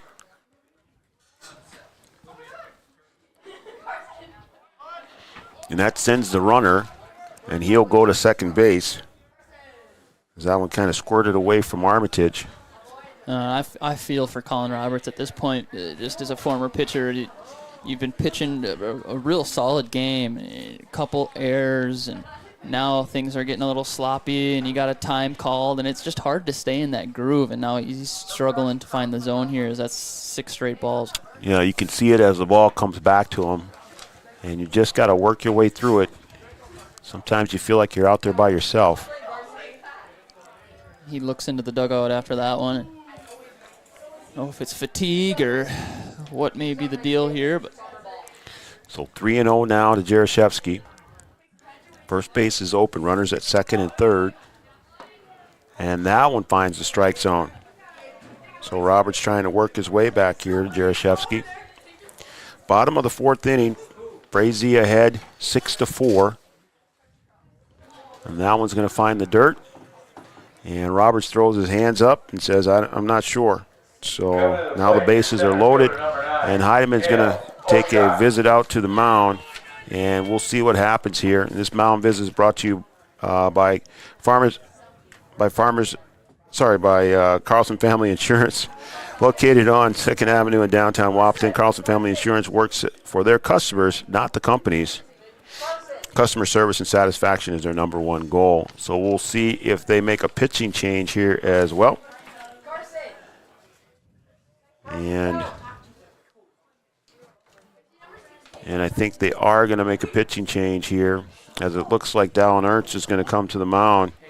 And that's going to be a call to the pin. Our call to the pin sponsor is OSPTI, your therapy clinic of choice, with locations in Fergus Falls, Hankinson, and, of course, right here in Breckenridge. So as the 17, Dallin Ernst, moving to first base. Number 11, Colin Roberts. As the Cowboys make a pitching change here and they're called to the pin, we'll take a short break and we'll come back right after this.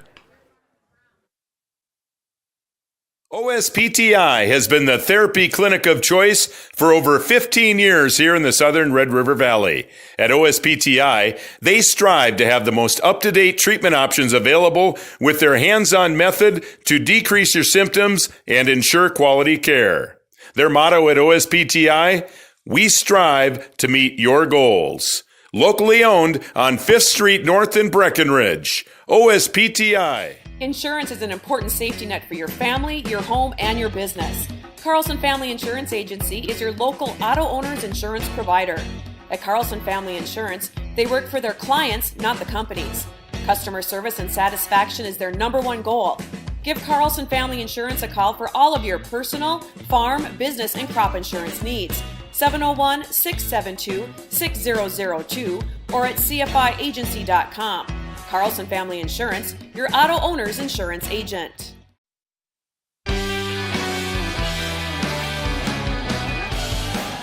Welcome back to Cowboy Field, Three Border Sports Network. Brian Watson, Austin Emdeck. And the Cowboys are going to make a pitching change here in the bottom of the 4th inning as Dallin Ernst will move over from first base and come in relief of Colin Roberts. So Colin hung in there as long as he could, but unable to finish, and Ernst will come in relief as he did in game number 1. So he delivers a first pitch strike to Cale Oshak, center fielder here in game number 2. Oshak was behind the plate in game number 1. Bases loaded. 1 out, bottom of the 4th inning. Hornets lead 6-4. Ernst has had a pretty productive day at the plate and on the mound today. And that one hit out to left field, and that is just in play, and that's going to roll all the way back to the corner, and that's going to certainly clear the bases. And that's going to have Oshak stand at second base with a double with a nice hit all the way down the line, and that one just inside the chalk, and that'll clear the bases for a 3-run RBI. Bases clearing double. That's exactly what we could not have happen for the Cowboys here. And that hole is going to be a little bit harder to dig out of now. So now still only 1 out Zitzo. as they get 3 more. And now 9-4 in favor of the Hornets. And a strike there. And this is Zitzo at the plate.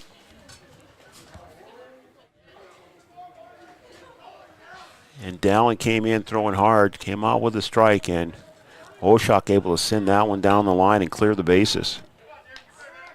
Still only 1 out here, bottom of the 4th inning. Cowboys in a real jam here, trying to work their way through. Really just 2 innings that have hurt them here in both games. Otherwise, some really good baseball.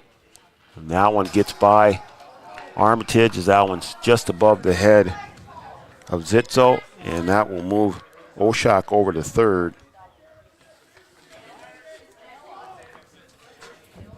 And now the wheels kind of coming off here for the Cowboys. See if they can put things back together.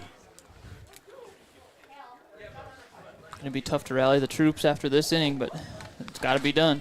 Yeah, you just got to figure out a way to do it. You know, they always say you got to dig down deep. Well, certainly is now a time to try and do that.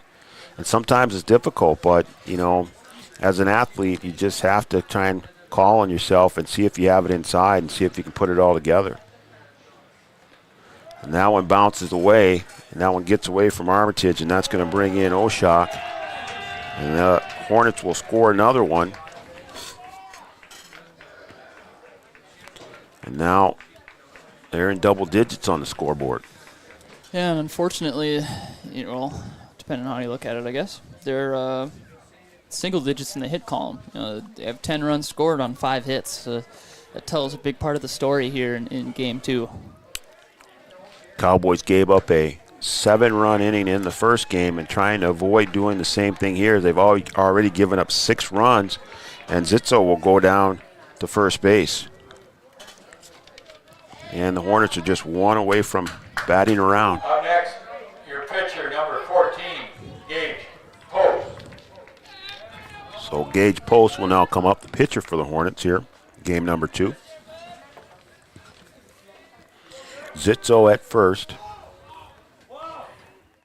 And still just 1 out. So outside of a double play here, the Hornets are going to bat around.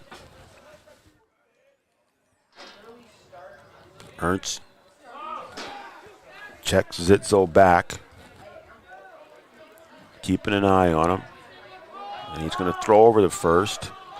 And that ball just got away from Roberts as Zitzo ran into him, but didn't bounce too far away, and that'll stay in play, and Zitzo will stay at first.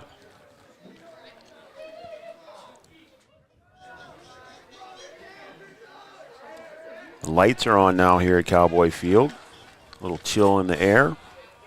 Still bottom of the 4th, 10-4. That one's driven out to left center.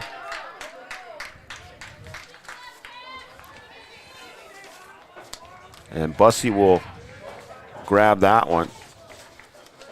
Now batting, your third baseman, number 3, Wally Bachman. Sorry, that's Riggs out in left field. And now looks like you're going to make another pitching change here. And Zitzo went to third. Post is on first. And we're going to make another pitching change here. So that's going to be a call to the pin. The call to the pin is brought to you by OSPTI, your therapy clinic of choice, with locations in Fergus Falls, Hankinson, and of course right here in Breckenridge. And as we make this pitching change here, we'll take a quick break and we'll come back here on Three Borders Sports Network in just a minute.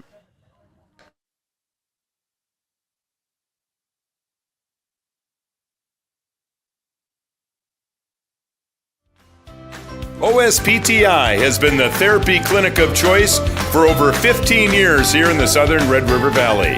At OSPTI, they strive to have the most up-to-date treatment options available with their hands-on method to decrease your symptoms and ensure quality care.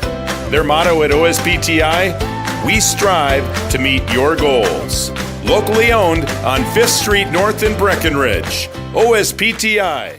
Insurance is an important safety net for your family, your home, and your business. Carlson Family Insurance Agency is your local auto owner's insurance provider. At Carlson Family Insurance, they work for their clients, not the companies.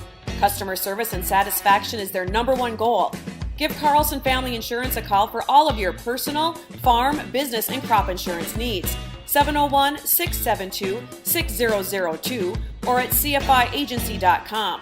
Carlson Family Insurance, your auto owner's insurance agent.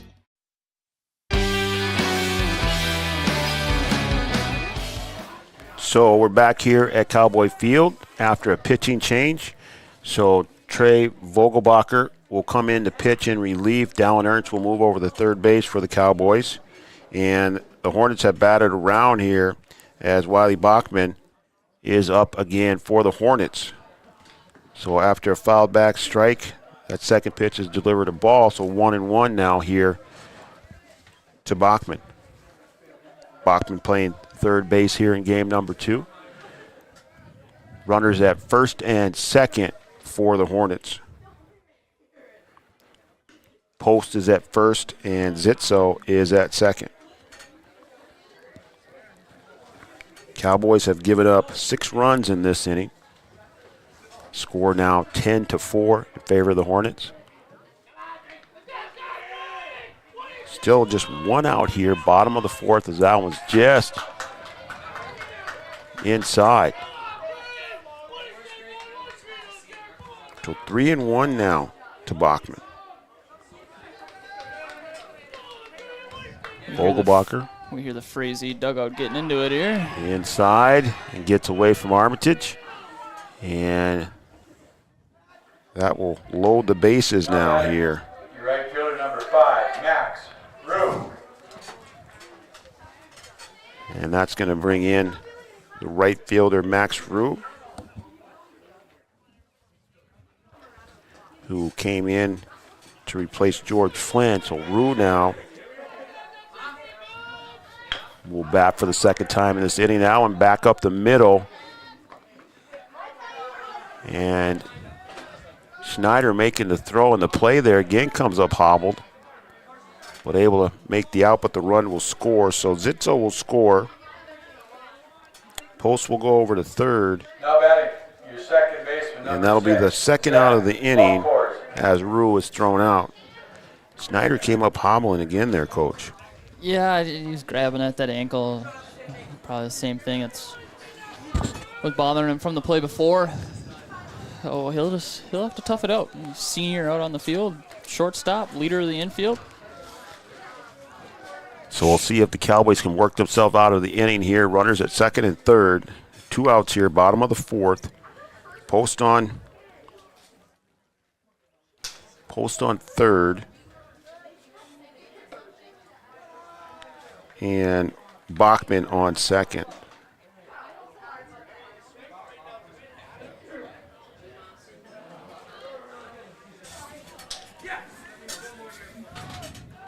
Vogelbacher on the mound, came into relief here as the Cowboys are on their third pitcher of the inning here. As Robert started, Ernst came in relief, and now Vogelbacher here working to long fours. And that's a walk to long fours, so long fours will go down the first, and that will load the bases again. Number 1, Frank. That's the third time this evening that Longforce has been hit by a pitch.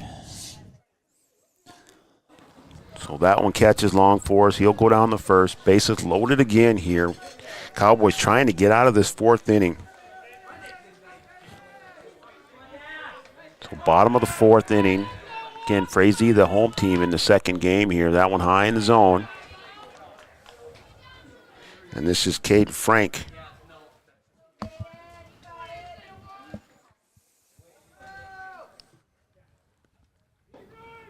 And there's the strike that Vogelbacher's been looking for. So 1-1 now to Frank.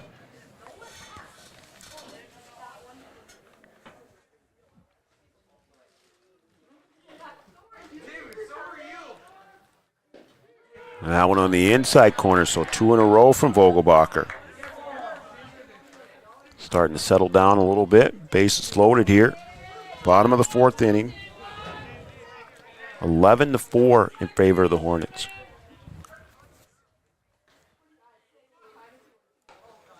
Just floated that one outside. Looking for the backdoor curveball there.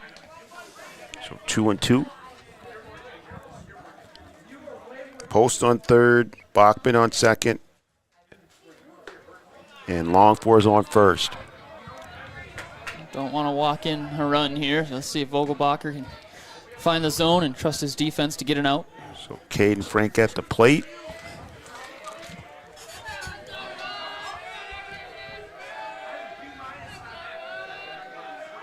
There it is, a nice pitch there, and he gets the strikeout.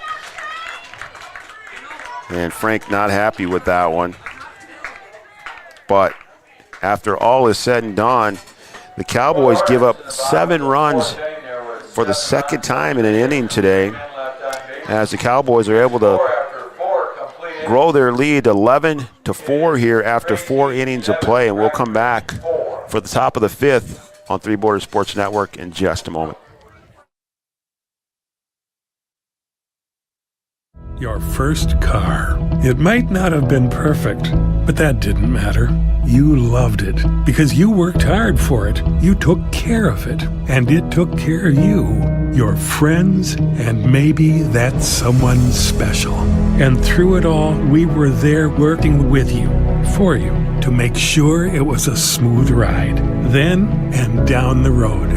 Farmers Union Insurance. More choices, great rates, local agents. Founded in 1972, Mindak Farmers Cooperative is owned by nearly 500 sugar beet growers and has a rich history of sweetening life in the Red River Valley. Join Mindak's team today. In addition to an excellent pay and benefit package, they are currently offering a $2,000 sign-on bonus for all full-time positions, which includes sugar loader, packager helper, extra gang, and yard person helper. Entry-level starting wage in the factory is $19.73 per hour. Apply online at mdf.coop/careers or contact Denise at 701-671-1338.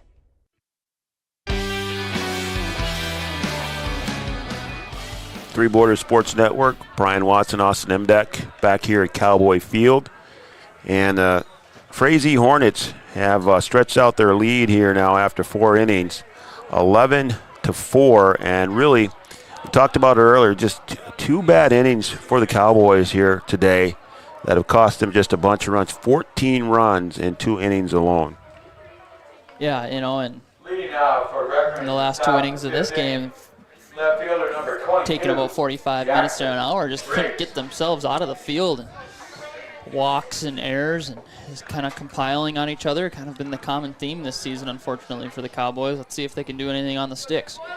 So let's see if they can get back to business here at the plate, put everything behind you. Don't worry about the score, just 1 run at a time, 1 pitch at a time as Jackson Riggs is at the plate, and that pitch is outside. And he's having a heck of a game. He's got a double, he's got a single, he's driven in runs in both of those at-bats.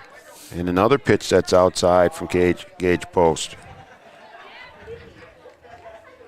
So 0-2 the count here. Riggs has put 2 solid games together here at the plate, and that one's fouled back. And that'll be the first strike. Again, just forget about the score, continue to play baseball. Can't do anything about that last inning, but you can certainly do something about the innings that are in front of you. Yep, and everyone's a learning experience, for these young guys. And Riggs able to work that high ball outside, right back up the middle. And Riggs reaches again. So again, he continues his success at the plate here today. That's the old tomahawk swing right there. It had to be about at the bill of his helmet. He went up and got that one, but just getting it done at the plate today, Coach. Done. Impressive. Yeah, he's having a heck of a ball game. Young player, a lot of promise. So that brings up Alex Sanchez. Sanchez drove one to right his last time as they try and check Riggs back at first base. So Sanchez had a nice at-bat at the last. Let's see if he can do it again here. And a nice shot to left field. To right field, sorry. And that one just inside and away. And we've really seen the Frazee Hornets be concerned about these base runners, the Cowboys today, but you're up 7 runs. I think you go get the batter at this point. And that one outside, a little inside, outside. Sanchez having a nice game, nice day at the plate in game 1 and 2 here, coming back from injury. And they check Riggs back again, and he's back safely. And if you're at a major league ballpark right now, you hear a bunch of boo. Unwritten rules again. Here we go. So Riggs down at first base, Sanchez at the plate. And that one hit high in the air to right field again. It's going to be trouble out there for Rue. And he can't find it. He goes all the way back out to the wall. And Rue finally tracks it down. And then Sanchez was on his way to third and had to turn around and go back to second. He wanted that triple. Because Riggs wasn't even halfway to third yet. So Riggs goes all the way to third. Sanchez will stand on second with a double with a nice shot all the way back to the wall in right field.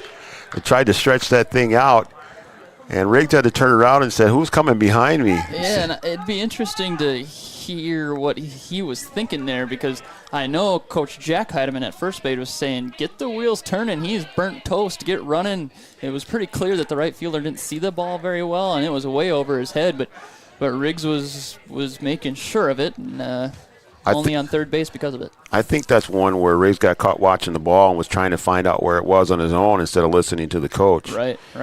And then we've got another mound visit here for the Hornets as they try and sort things out.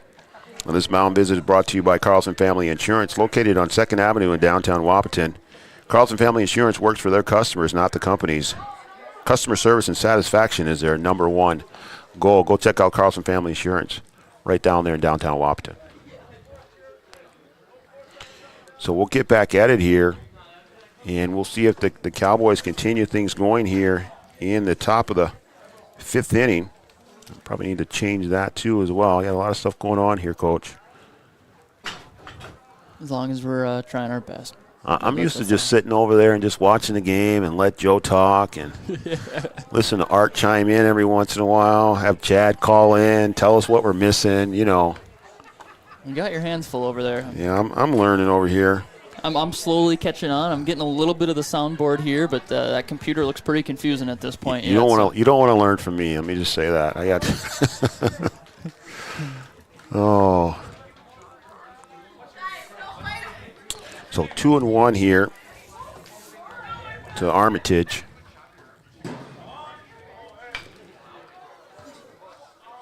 And that one fouled away. So 2-2 now to Armitage. I came into the ball game here today with a fully charged iPad, 100%. I'm down to 16%, Coach. It's been a long day of baseball up here in the booth. You might need to plug that thing in before all is said and done. That one fouled up and out of play. Now we got some rowdy JV Frazee ball players here chasing down foul balls. There you go. Take it over to the concession stand. Get yourself a little treat. And he'll do just that. Good hustle. Never going to turn down free snacks. Nope. That one outside, and that'll fill up the count.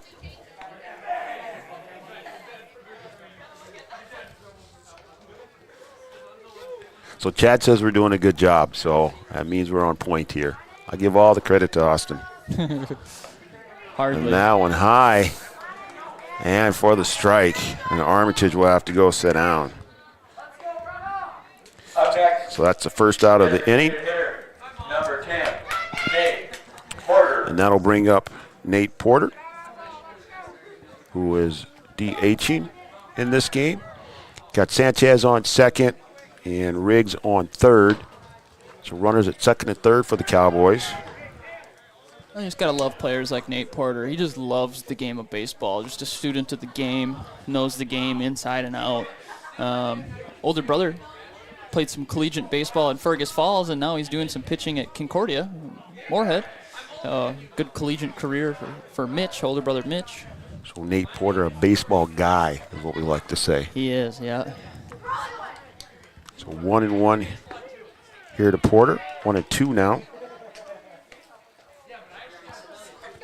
One out. Top of the fifth inning.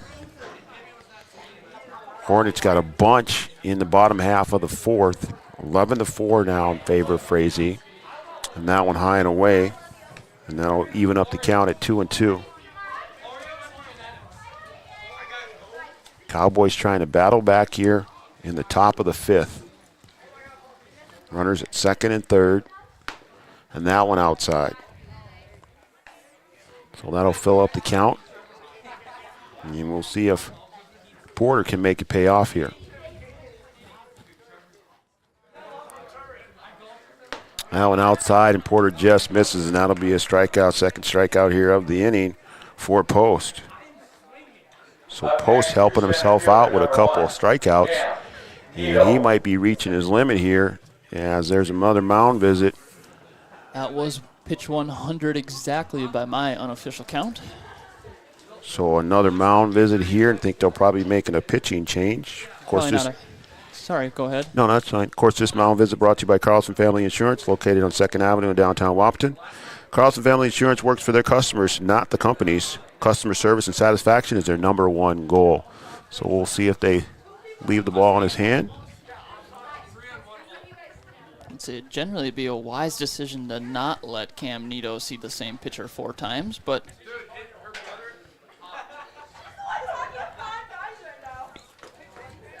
and we'll see if they make a change here.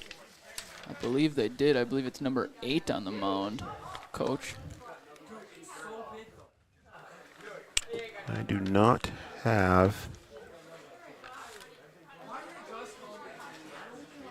8 in my book. Art, do you have number 8? Azure Blaine. Azure Blaine? Azure Blaine.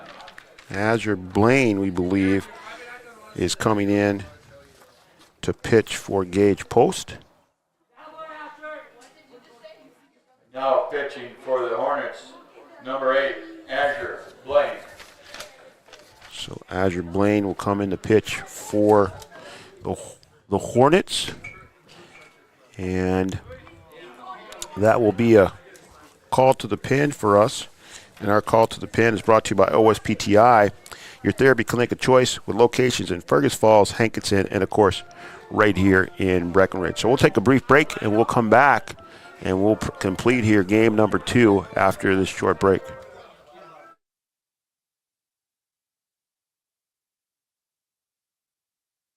OSPTI has been the therapy clinic of choice for over 15 years here in the southern Red River Valley. At OSPTI, they strive to have the most up-to-date treatment options available with their hands-on method to decrease your symptoms and ensure quality care. Their motto at OSPTI, we strive to meet your goals. Locally owned on 5th Street North in Breckenridge. OSPTI. Welcome back to Cowboy Field. Brian Watson, Austin Emdek. Heart of Lakes Baseball. Breckenridge Cowboys taking on the Frazee Hornets. Game number 2 of the doubleheader. Frazee took game number 1, 10-8, and they lead here in game number 2, 11-4, as the Hornets are going to make a pitching change here in the top of the 5th inning. And that's going to be Azure Blaine, who has come in to pitch, and he is going to pitch to Cam Nito. Nito has had a fairly productive day. Game number 1. And struggled a bit here in game number 2. Let's see if he can get things going here against Azure Blaine. 2 outs. Runners at second and third, and a first pitch strike to Cam Nito. As he gets a cheer from his JV buddies. Played a little JV earlier in the day. It doesn't look like these are his first varsity innings. He's got some velocity on that ball. Yeah, he zipped does. That one in pretty good. A little spit on that one. And that one outside. Big curveball. Not able to locate it. Had good break. Got Riggs on third, Sanchez on second. 2 outs here. Top of the 5th inning. Again, the Cowboys, the away team here in game number 2. So Azure Blaine, first time facing Cam Nito. Nito trying to see what Azure's all about. And to expand on that thought from before we went to break. Getting the outside corner there. So you don't probably want to let him see or have Cam see that pitcher 4 times. And obviously it just makes sense. Get to pick up on some tendencies, how that pitcher releases the ball. Everybody's a little different. And that one hits straight in the air. That's going to make its way out to center field. And coming running in there is Oshak, and he's not able to make a play on it. And Cam's going to do his best Pete Rose and fly head first into second base there. That was Pete Rose-ish. That was a good call there, B-Dub. I like that. Pete Rose. Should he be in the Hall of Fame? Or? He should be in the Hall of Fame. Best hitter ever in baseball, sorry. I agree. I agree with you 100%. I don't care what else you want to talk about. So Nito will get a double there, a hustle double, we'll call that one, and 2 RBI as Sanchez and Riggs come in to score. So 2 more on the scoreboard for the Cowboys. Oh, you're nicer than I am. I think that's an error. Well, we'll call that an error. Sorry, it did drop right there in front of a good hustle there by Oshak, but just not able to track it down.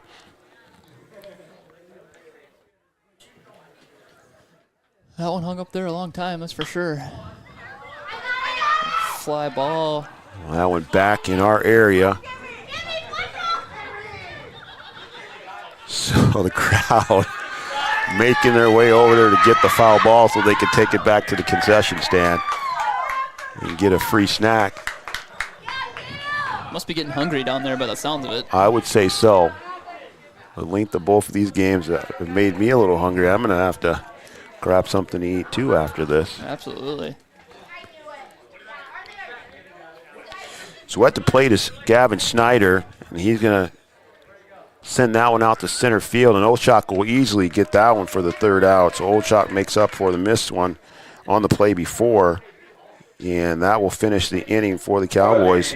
But not after they get 2 more back, and they'll strand 1. After 4.5 innings of play, the score is 11-6 in favor of the Hornets. Your first car. It might not have been perfect, but that didn't matter. You loved it because you worked hard for it. You took care of it, and it took care of you, your friends, and maybe that someone special. And through it all, we were there working with you, for you, to make sure it was a smooth ride. Then and down the road. Farmers Union Insurance. More choices, great rates, local agents. Founded in 1972, Mindak Farmers Cooperative is owned by nearly 500 sugar beet growers and has a rich history of sweetening life in the Red River Valley. Join Mindak's team today. In addition to an excellent pay and benefit package, they are currently offering a $2,000 sign-on bonus for all full-time positions, which includes sugar loader, packager helper, extra gang, and yard person helper. Entry-level starting wage in the factory is $19.73 per hour. Apply online at mdf.coop/careers or contact Denise at 701-671-1338. We move to the bottom of the fifth inning as the Hornets hold a 11-6 lead over the Breckenridge Cowboys here in the bottom of the fifth inning. Again, the Hornets are the home team on the scoreboard here in game number 2. The second of 2 7-inning games. And we are in the bottom of the fifth inning. And Trey Vogelbacher is on the mound. He has come in relief for the Cowboys. And up for the Hornets is Scott Syme. Let's see if Trey can get a quick one here and get the Breckenridge Cowboys back on the sticks. Syme has been very productive at the plate today in both games. Had a hard shot all the way back to center field wall, and he gets a hold of that one out to left field, and that one's going to bounce over the head of Jackson Riggs.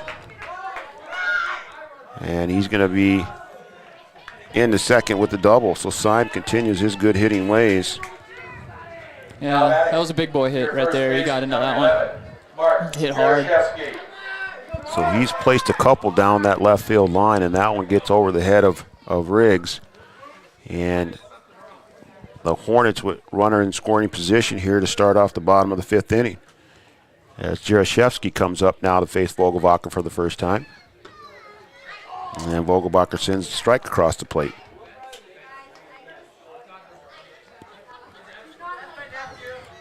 So Vogelbacher able to end that long bottom of the fourth and trying to get things going here in the bottom of the fifth to Jarashevsky. So 1-1 now to Jarashevsky. And that one over to third base as Ernst able to snag that one. The line drive, pulled out of the dirt, tried to send it back to second. And Kazemi is not able to bring it in, but nice job of backing up there by Alex Sanchez. So they get the first out of the inning. And I'm pretty confident Dallin was the only player inside the field that could have came down with that one. He needed all 6 of himself. Had to go up and get that one. That one gets past Armitage, but the runner will hold at second.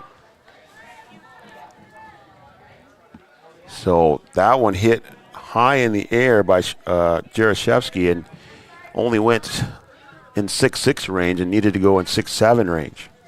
And had the opportunity to double him off, just couldn't quite get it done. And that one hit out to center field, and Cam Needle going to run that one down. A line shot that might have got over anyone else's head, and Needle able to snag that one and send the runner back to second. So 2 outs now as Cale Oshak flew out to Cam Needle there in center field.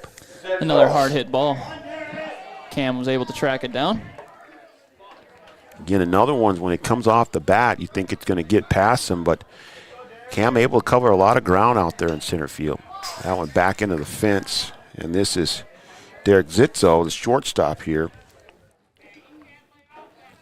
As Vogelbacher will face Zitzo for the first time as well. Vogelbacher came in the last inning to get the Cowboys out of that jam that they're in. And now on that ball that was able to kind of stay in front of Armitage, but that'll send Syme over to third. Nothing hurt here so far. As Zitzo faces Vogelbacher. And that one catches the outside corner, so 1-2 to Zitzo now. We might be seeing that zone expand a little bit here as we get into 9 p.m. One was a little bit wide there, but they have called that on the outside of the plate. That one's going to get hit in between center field and right field. And did he come up with that? If he caught that, that's one of the most impressive. They're going to say it hit the ground first, but that was incredible. It looked like Nito got underneath that ball, right in between he and Sanchez, and he laid out for it, and I thought that he caught it. Kind of hard to see from where we are. But Zitzo will get to first base and drive in a run. He drives in Syme, and another run on the board for the Hornets. You know, as a right-handed batter, Nito was playing on the, that side of second base, so he had to come across and go get that ball in right center field. Heck of an effort. So on the pitch there that gets by Armitage, that one will send Zitzo over to second. So 2 out here. Again, another inning where the Cowboys had a chance to get out of the inning and it gets extended and they end up giving up a run. So now they need to try and limit the damage here in the bottom of the 5th inning. That one hit right back up the middle. Snyder able to get it, and he'll throw over the first for the 3rd out. So the 6-3 will end the inning. And the Cowboys get out of there with limited damage as the Hornets only get 1. So on the Farmers Union Insurance scoreboard brought to you by Kyle DeVries, the Hornets 12 and the Cowboys 6. 1 run on 2 hits and 1 man left on. Did you know that we serve nearly 1,500 square miles across North Dakota and Minnesota? Or that we've been around for over 60 years? How about that we've got 3,000 miles of fiber optics powering one of the best networks in the region? The best part? We're a cooperative. That means we're continually reinvesting in our communities to make them better than ever. We are Red River Communications. We've been recognized as a leader for helping our communities be great places to live and work. To find out how we're helping connect our communities, visit redrivercom.com/connecting. The Wapaton Daily News wishes all area sports teams the best of luck this year. The Wapaton Daily News thanks you for supporting local journalism, including the Daily News and the News Monitor. Keep up with local news, sports stories, and personal interest stories in our papers. Check out www.wapatondailynews.com for more information about our e-newsletter right at your own computer. The Daily News supports all area sports teams and wishes all of the teams the best of luck this season.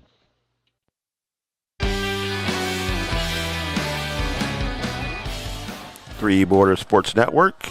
Brian Watson, Austin Emdek, Art Crocco on the PA today here at Cowboy Field as the Cowboys are taking on the Frazee Hornets. Game number 2 of a doubleheader.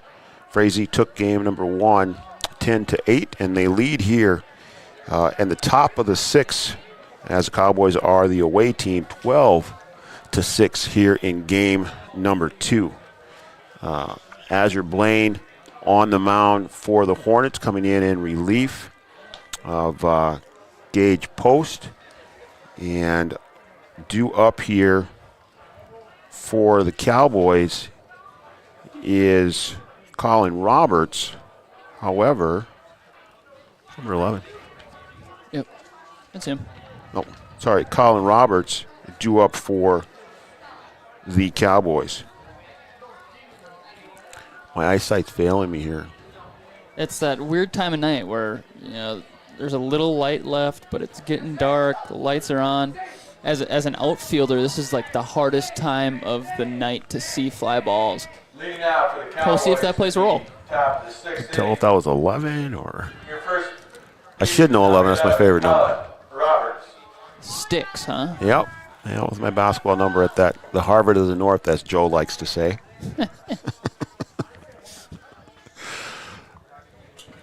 His first pitch is outside to Roberts. Well, we talked about Allen Iverson before. Number 3 was my favorite number because of him. That crossover was just something you'd never seen before when he was coming up when I was a young kid. AI is a pretty good athlete. Good football player, good basketball player, also a good baseball player from what I understand. Yep, fun to watch. So 1-1 now to Roberts.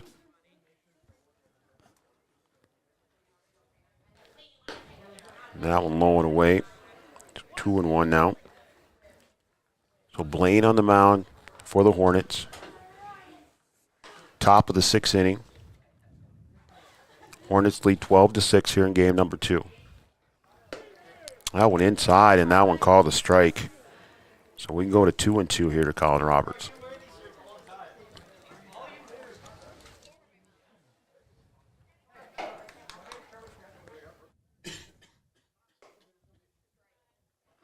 That one floats in just high, and now the count is full.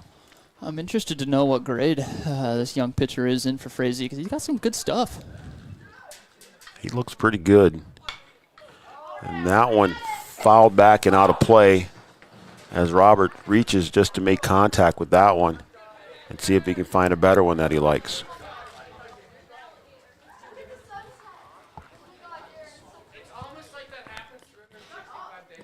Dallin Ernst on deck here for the Cowboys. And Colin reached for that one, not able to make contact as that one gets him, and he will go down swinging for out number 1. Number 17, Dallin Ernst. And that'll bring up Dallin Ernst, who has moved over to third base, started at first base, pitched for a third of an inning, and then made his way over to third base. And a big cut there for the first strike. So Blaine looking good here in game number 2 so far.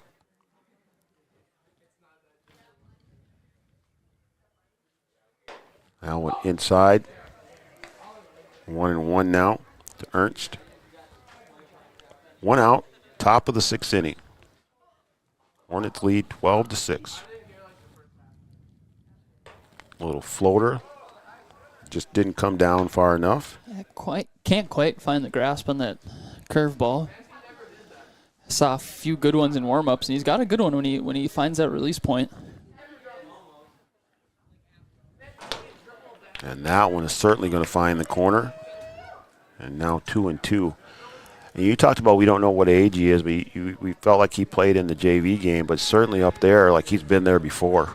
Yeah, looks to fit the mold here.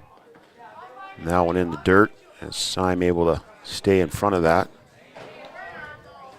So full count now for Azure Blaine to Dallin Ernst.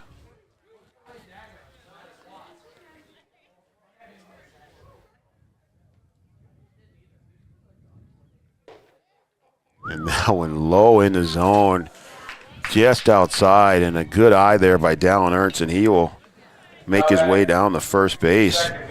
Once again, he's the only player on this field that'd be called a ball on. He's used all 6'6" of himself there. It's taking advantage of your size. I've seen him do it on the basketball floor. I didn't know he could do it at the baseball field. So that'll bring up Joey Konzemius. Konzemius playing second base here. In second base both games for the Cowboys, and he fouls that one back. Been a steady contributor in this Cowboy lineup this season. Turned out to be a nice night. Wind blowing still just a little bit left to right there into our face. We'll say wind's blowing just enough to keep the bugs away, right? Just enough to keep the bugs away. I think we're in for a real buggy summer, Coach. All this wet spring we've had. We were lucky last summer with pretty minimal bugs. I think we might get it this year. I'm not looking forward to that. I'm going to spend as much time as I can at the lake on the water, so hopefully there are no bugs following me around. So that one just misses as we go to 2-1. Ernst down at first base after he drew the walk, and this is Konzemius at the plate. 2-1 the count. Azure Blaine on the mound for the Hornets. And a swing and a miss there. One more left for Konzemius. Another big cut we see from the Cowboys. They're getting their swings in here. So 2-2. Short lead for Ernst at first, and that one well outside. Just can't quite find the grasp of that curveball. Once he does, watch out. Good young pitcher here.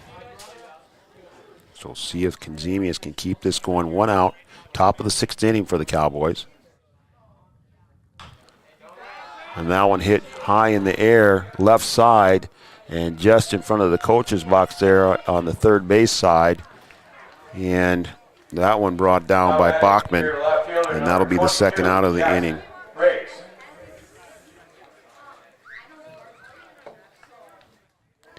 And that's going to bring up the left fielder, Jackson Riggs. And Riggs been a productive day for him.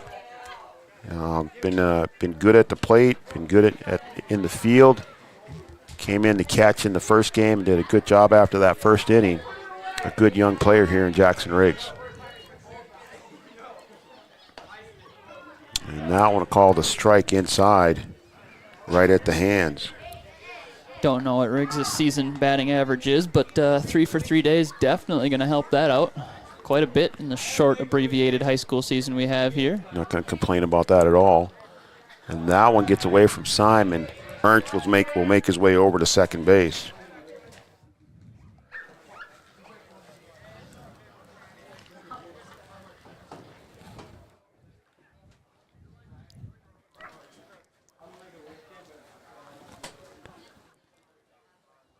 Well, I've been on the high school grounds here for 13 hours here now today. Say, so it's a long day for you. Actually, make that 14. And that one's going to hit Riggs in the back, and now he'll make his way down to first base. So kind of the first miscue that we've seen here by Azure Blaine, as he's come in and done a nice job so far, and just a little misstep there as he'll send Jackson Riggs down the first base. Well, at least you got to spend most of that day, or part of that day, outside. Yeah, it was a beautiful day out here this evening. And that's going to bring up Alex Sanchez, who has sent his last two to right field, and he sends that one back to the pitcher. And Zitzo bobbles it too as well. So the pitcher, Blaine, lets it go by. Zitzo not charging. I think that's got to be a CNI single, huh? And that's going to load the bases here for the Cowboys. Up next, your catcher, number 16, Paul Armitage. And the Hornets will gather at the mound to talk about things again, try and get everybody on the same page. And this mound visit, as usual, is brought to you by Carlson Family Insurance, located on 2nd Avenue in downtown Wahpeton. Carlson Family Insurance works for their customers, not the companies. Customer service and satisfaction is their number one goal. So, Coach, the Cowboys trying to stay in the mix here and not giving up so easy. Got the bases loaded here. 2 out. Good things happen with 2 outs. And top of the 6th inning, trying to fight back here. Yeah, they're going to need every bit of this 6th inning here to try to make it a game. Let's see if we can make it happen. So bases loaded here, top of the 6th, 2 out. And we've got Sanchez on first, Riggs on second, and Ernst on third. That one hit high in the air, and Jarashevsky going to get underneath that one and make the out there at first base. So Armitage flies out to end the inning, and just when you thought things were going to start to go the right way, the Hornets say no. So after 5.5, the score is 12-6 in favor of the Frazee Hornets right here on Three Borders Sports Network. We'll take a break and be right back.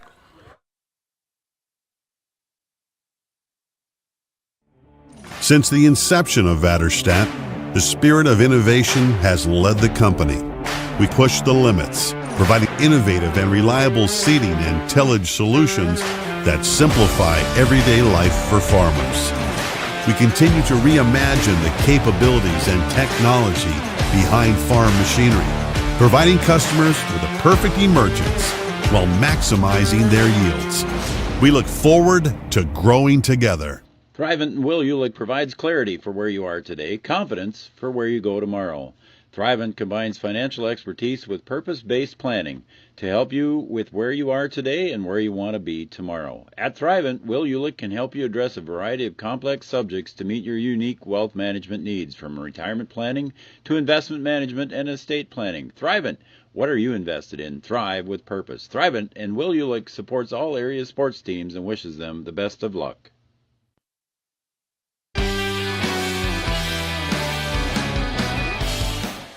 Welcome back to Cowboy Field, Three Border Sports Network. Brian Watson, Austin Emdeck, bringing you Minnesota High School baseball, Heart of Lakes baseball. Breckenridge Cowboys taking on the visiting Frazee Hornets. And we move to the bottom of the 6th inning. And the Hornets lead 12-6. And we'll see if the Cowboys can pick things up here. Had a good last inning. Vogelbacher only giving up 1 run, coming in relief. And really, between games 1 and 2, it's just been 2 innings that have hurt the Cowboys as they gave up 7 runs twice. Gave up 7 runs in the first inning of the first game and gave up 7 runs in the 4th inning of this game. So take out those 2 innings, and they win game number 1, and they're ahead in game number 2. Yeah, and unfortunately, it's kind of been the story of the Cowboys season. We've seen a lot of that going on this year, where we have that one big inning, and that's something to say about the game of baseball too. If you can avoid that, you're going to be a pretty successful team in the major leagues. You know, they say you're going to win 60 games, you're going to lose 60 games. What are you going to do with the other 40? You know, and it's condensed in this version. It's the same version, you know, here at the high school ball, and you know, they're kind of struggling out of the gates here. So just learn and get better. And again, when you go back and you look at it, you take out those 2 innings and you can say, hey, we have the ability to play some really good baseball. We just have to do it for a complete game. We talk about it in basketball. You have to play 2 halves and certainly have to play all 7 innings in order to play a complete baseball game. And that one gets away from Vogelbacher, and that'll send Bachman down the first base. Yeah, and, you know, definitely enough to be, you know, excited about the future here in Cowboys baseball. We've seen a lot of bright spots. They're growing through, you know, their mistakes right now, and it'll all work out in the end. They've got some good, promising athletes here. And that's actually Azure Blaine that was at bat there. And he'll make his way over to second base on that pass ball. And Max Rue now up for the Hornets. Rue playing out there in right field. Played right field in game number 1. Did not start game number 2, but came in to fill in for George Flint. And that one chopped just foul on the left side. After 2 tough pitches from Trey there, it's nice to see him just take a deep breath, gather himself on the mound, and deliver a strike. It's good to see that. Again, he's only a freshman. It's you know, freshman earning his varsity stripes as he goes here. And this, again, a young Cowboy team with several freshmen in the lineup, 8th grader in the lineup, and just trying to earn their stripes here on the varsity field. So Azure Blaine at second with a nice lead. Max Rue at the plate, and that one skips away from Armitage, and Blaine will make his way over to third. So 1-2 the count. 2-2 the count, sorry. I looked over at your iPad. Yeah, I got that pass ball, and I forgot to put the ball on the pitch count. A lot going on, like we said. Yeah, a lot going on. That one hit back to the pitcher. Vogelbacher will take that one, and Roberts came off the bag like he was going to go after it and unable to make the play over there at first.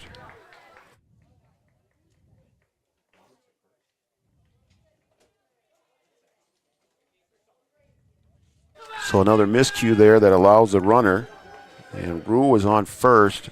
The runner did not score there.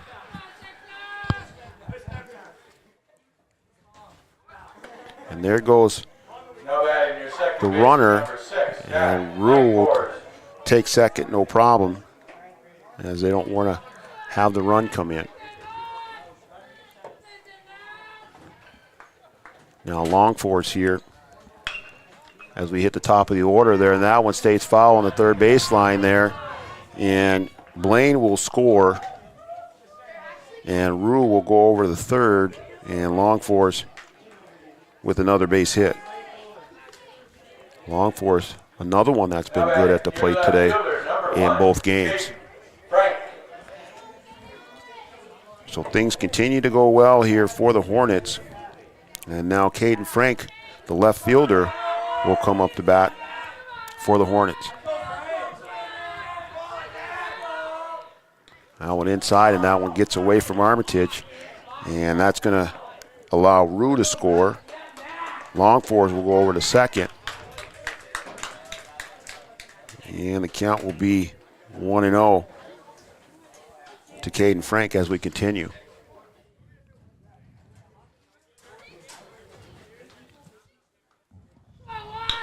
And that one hit the short. Kazemius will bring that one in and send that one over to Roberts as we get the first out of the inning.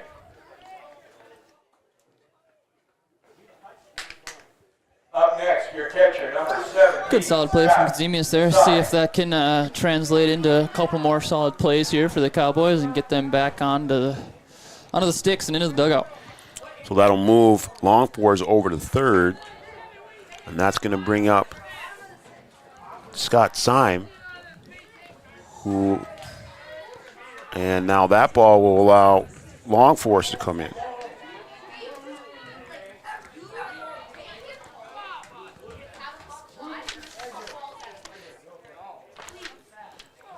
So Syme has hit a couple to left field. Now let's see if he continues to go that way. Drove one all the way back to the fence earlier in this game. Had that bases clearing double. Had a big double with the bases loaded. Drove in 3.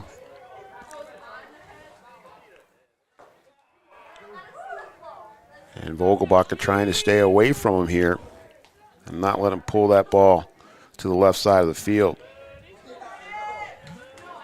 2-1 to Syme. That one high. 3-1 now.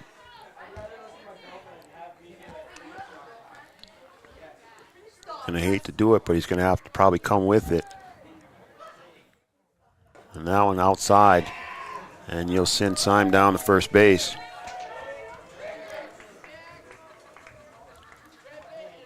Up next, your first baseman, number 11, Mark Jaroszewski. So Jaroszewski now, the first baseman, will come up to bat. And one out here in the bottom of the 6th inning. And that one high in the zone, and Vogelbacher starting to show a little bit of fatigue possibly. Yeah, for sure. He's had a tough time locating the ball this half inning. Only thrown 42 pitches. But a young kid out there getting tired. And a relief pitcher for the most part, so getting 43 pitches is getting up there. And that one, Armitage able to keep in front of him. But Syme going to make his way to second. A decent throw, but a little high. And Kazemius unable to make the tag there. So Syme will go to second.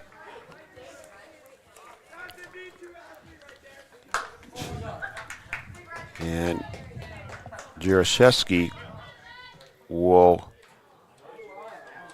take a minute here. And we're going to get a courtesy runner, I believe, for Syme, the catcher.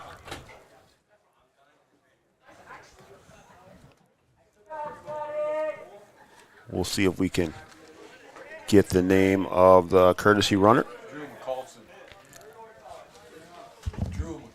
So Drew McCulson will come in to run for Syme. Running at second base, number 7, Drew McCulson.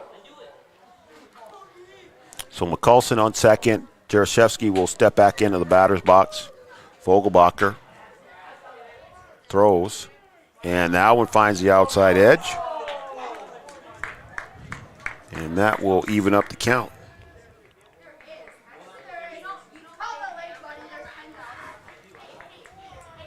That one outside. So full count now. McCulson with a big lead there the last time at second. Starting to cool down here at Cowboy Field. The blankets are starting to come out. And that one high and inside, and Jaroszewski will make his way down to first base, and that's a back-to-back base on balls. And they're going to continue to let Vogelbacher go. Up next, your center fielder, number 9, Cale Oshak. So that's going to bring up the center fielder, Cale Oshak. Again, 1 out here. Bottom of the 6th inning. I'll fix my score here. And now 15-6 in favor of the Cowboys, or sorry, in favor of the Hornets. As the Hornets have gotten 3 more in this bottom of the 6th inning.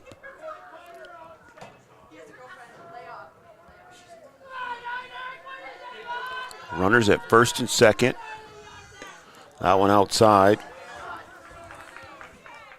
So 2-1 to count.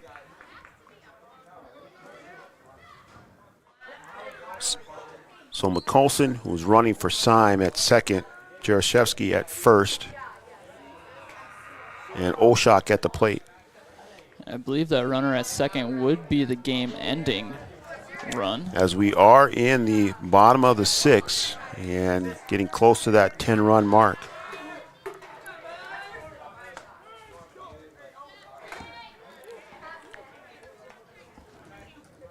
So full count now to Oshak. Vogelbacher still on the mound for the Cowboys. And that one hit down the left field line, and that one's going to go out of play. Just a little bit early on that one. So still the count will be full.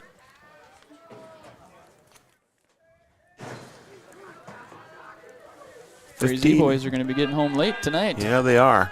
Get that charter bus over there. They'll have a nice ride home. And that one going to be fouled back. Armitage takes off after, but that one well out of play, just over the dugout.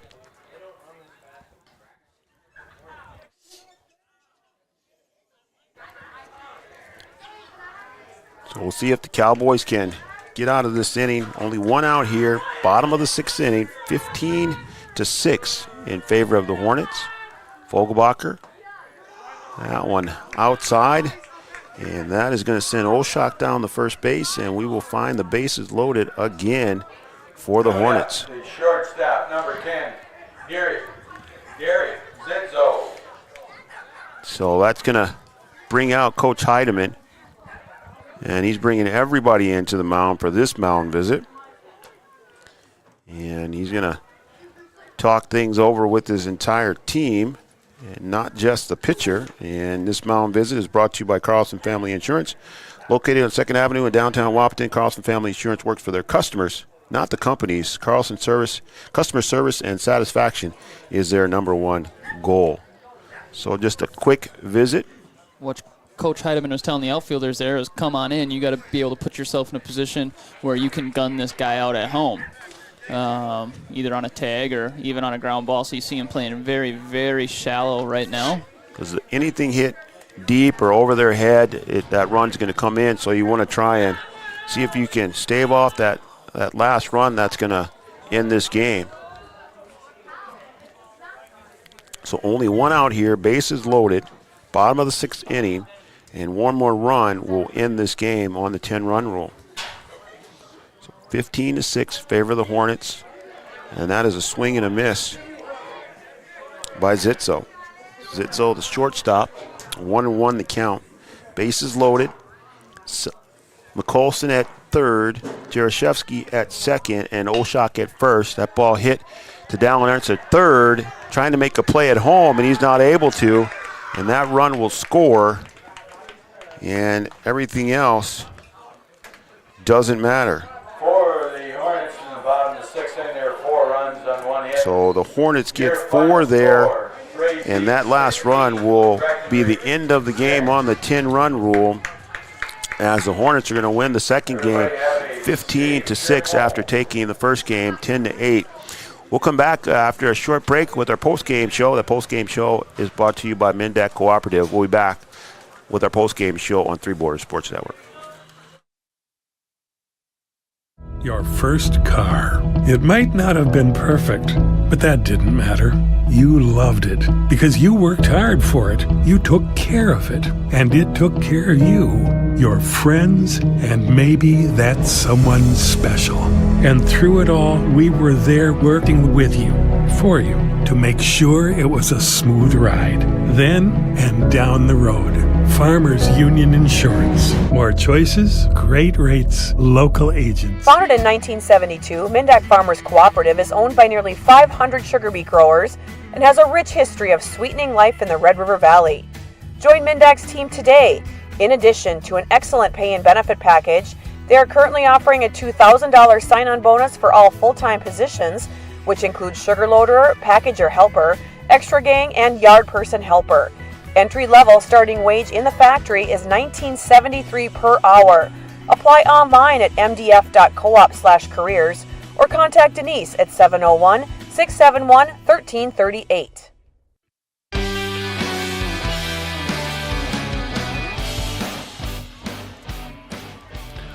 Welcome back to Cowboy Field, Three Borders Sports Network. Brian Watson, Austin Emdek.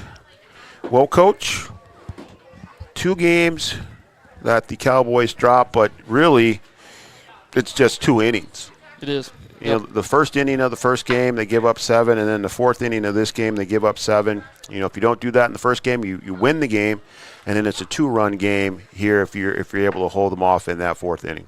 Yeah, you know, and it's just those mental errors on top of physical errors on top of pass balls, and you know, there's things that you can take away. You made a couple nice plays at shortstop. You saw some good pitches thrown from some young guys. Good at bats. Riggs goes 3 for 3 with a hit by pitch. Good at bats from other young players. So again, the promise is here. Just got to be able to execute a little bit cleaner. Yeah, I mean, you know, like I said, it's a young team. They certainly do some good things. If you take out those 2 innings, there's some good baseball that was played. You know, they got good pitching from Gavin Snyder, or from Colin Roberts. Ernst came in and did a good job in that first game. Had struggled a little bit in the second game. Vogelbacher really not that bad of a job here in the second game in relief either. And you know, they've got some pieces, but as we've said, you have to be able to play complete 7 innings and play a complete game. Yeah, you take away that last inning, Vogelbacher did a pretty darn good job on the mound. And yeah, there's things that they'll be able to take away from this. You know, Cam Nito's just a junior, Sanchez a junior, you know, Ernst, Roberts, Kenzemius, Porter are seniors on this team, but Snyder as well.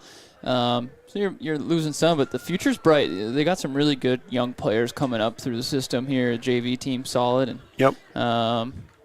You just got to stay with it. Things come in stretches. You know, they come in waves, especially in high school. You know, you don't get to pick your players, and you just got to, you know, there's certainly times where players have to learn the ropes or whatever, and if you don't have, you know, a bunch of veterans, then you just have to do it, and you take what you get, and then you just have to look for the positives. You can't look at the score of this game, but there certainly are a lot of positives that came out of this game. So that's our post-game show. The post-game show is brought to you by Mindak Farmers Cooperative. They are offering a $2,000 sign-in bonus for full-time employment. Check out their webpage at www.mdf.coop. Well, Coach, I'd like to thank you for hanging out with me tonight. Again, a great job and well done. And we will send Joe Schreiner the bill and make sure that maybe we should get paid in advance next time.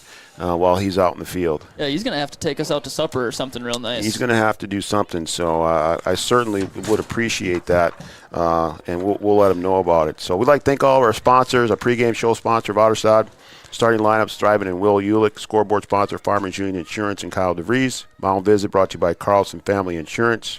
Call to the Pin brought to you by OSPTI. Of course, our post-game sponsor, Mindak Farmers Cooperative, and all our general sponsors, Wahpeton Daily News, Red River Human Services, the City of Wahpeton, Three Rivers Crisis Center, and, of course, Gripper Sports. And also, we want to make sure that we thank Red River Communications, because some of you are watching this game on Channel 125. We certainly want to thank them for their support and everything that they do for Three Borders Sports Network. So that's going to do it here from Cowboy Field. Our next broadcast on Three Borders Sports Network is actually not going to be a sporting event. It is going to be the Wapton mayoral race, Meet the Candidates, and that is going to be brought to you on Three Border Sports Network and Channel 125 on Thursday night at 5:30 to 7. You want to tune in for that. You can watch it on our YouTube channel, and you can also watch it on Channel 125. And mayoral candidates are going to be over there at Science School, and they'll be answering questions and talking about their platform right here on Three Border Sports Network and also Channel 125 on Red River Communications. So tune in for that on Thursday night. It's really cool you guys are doing that. Get people involved in their civic duty. That's what we're, as citizens, responsible to do. Tune in and give that a watch. Yeah, we want to try and, we started this channel as a sports channel, but we want to make sure that we provide other services too as well. And we're going to be doing, that on Thursday for the mayoral race, and then we're also going to be doing the Blue Goose Days Parade the following weekend there, June 4th, I believe, is that Saturday. So doing things outside of sports, trying to do some things in the community, and keep everybody informed and up to date. So that's awesome. All right, so we'd like to thank everybody for tuning in here tonight on our YouTube channel at Three Border Sports Network, and those of you who tuned in on Red River Communications Channel 125, we want to thank you for tuning in to Three Border Sports Network, and hopefully you will tune in to us here later in the week for information on the mayoral race in Wapton, and also for the Blue Goose Days Parade and any other of our sporting events. If you want to check out what's coming up, you can check out our webpage at threebordersportsnetwork.com, and you can also check us out on Facebook. So we want to thank you for tuning in tonight, and we will see you down the road. Have a good night, folks.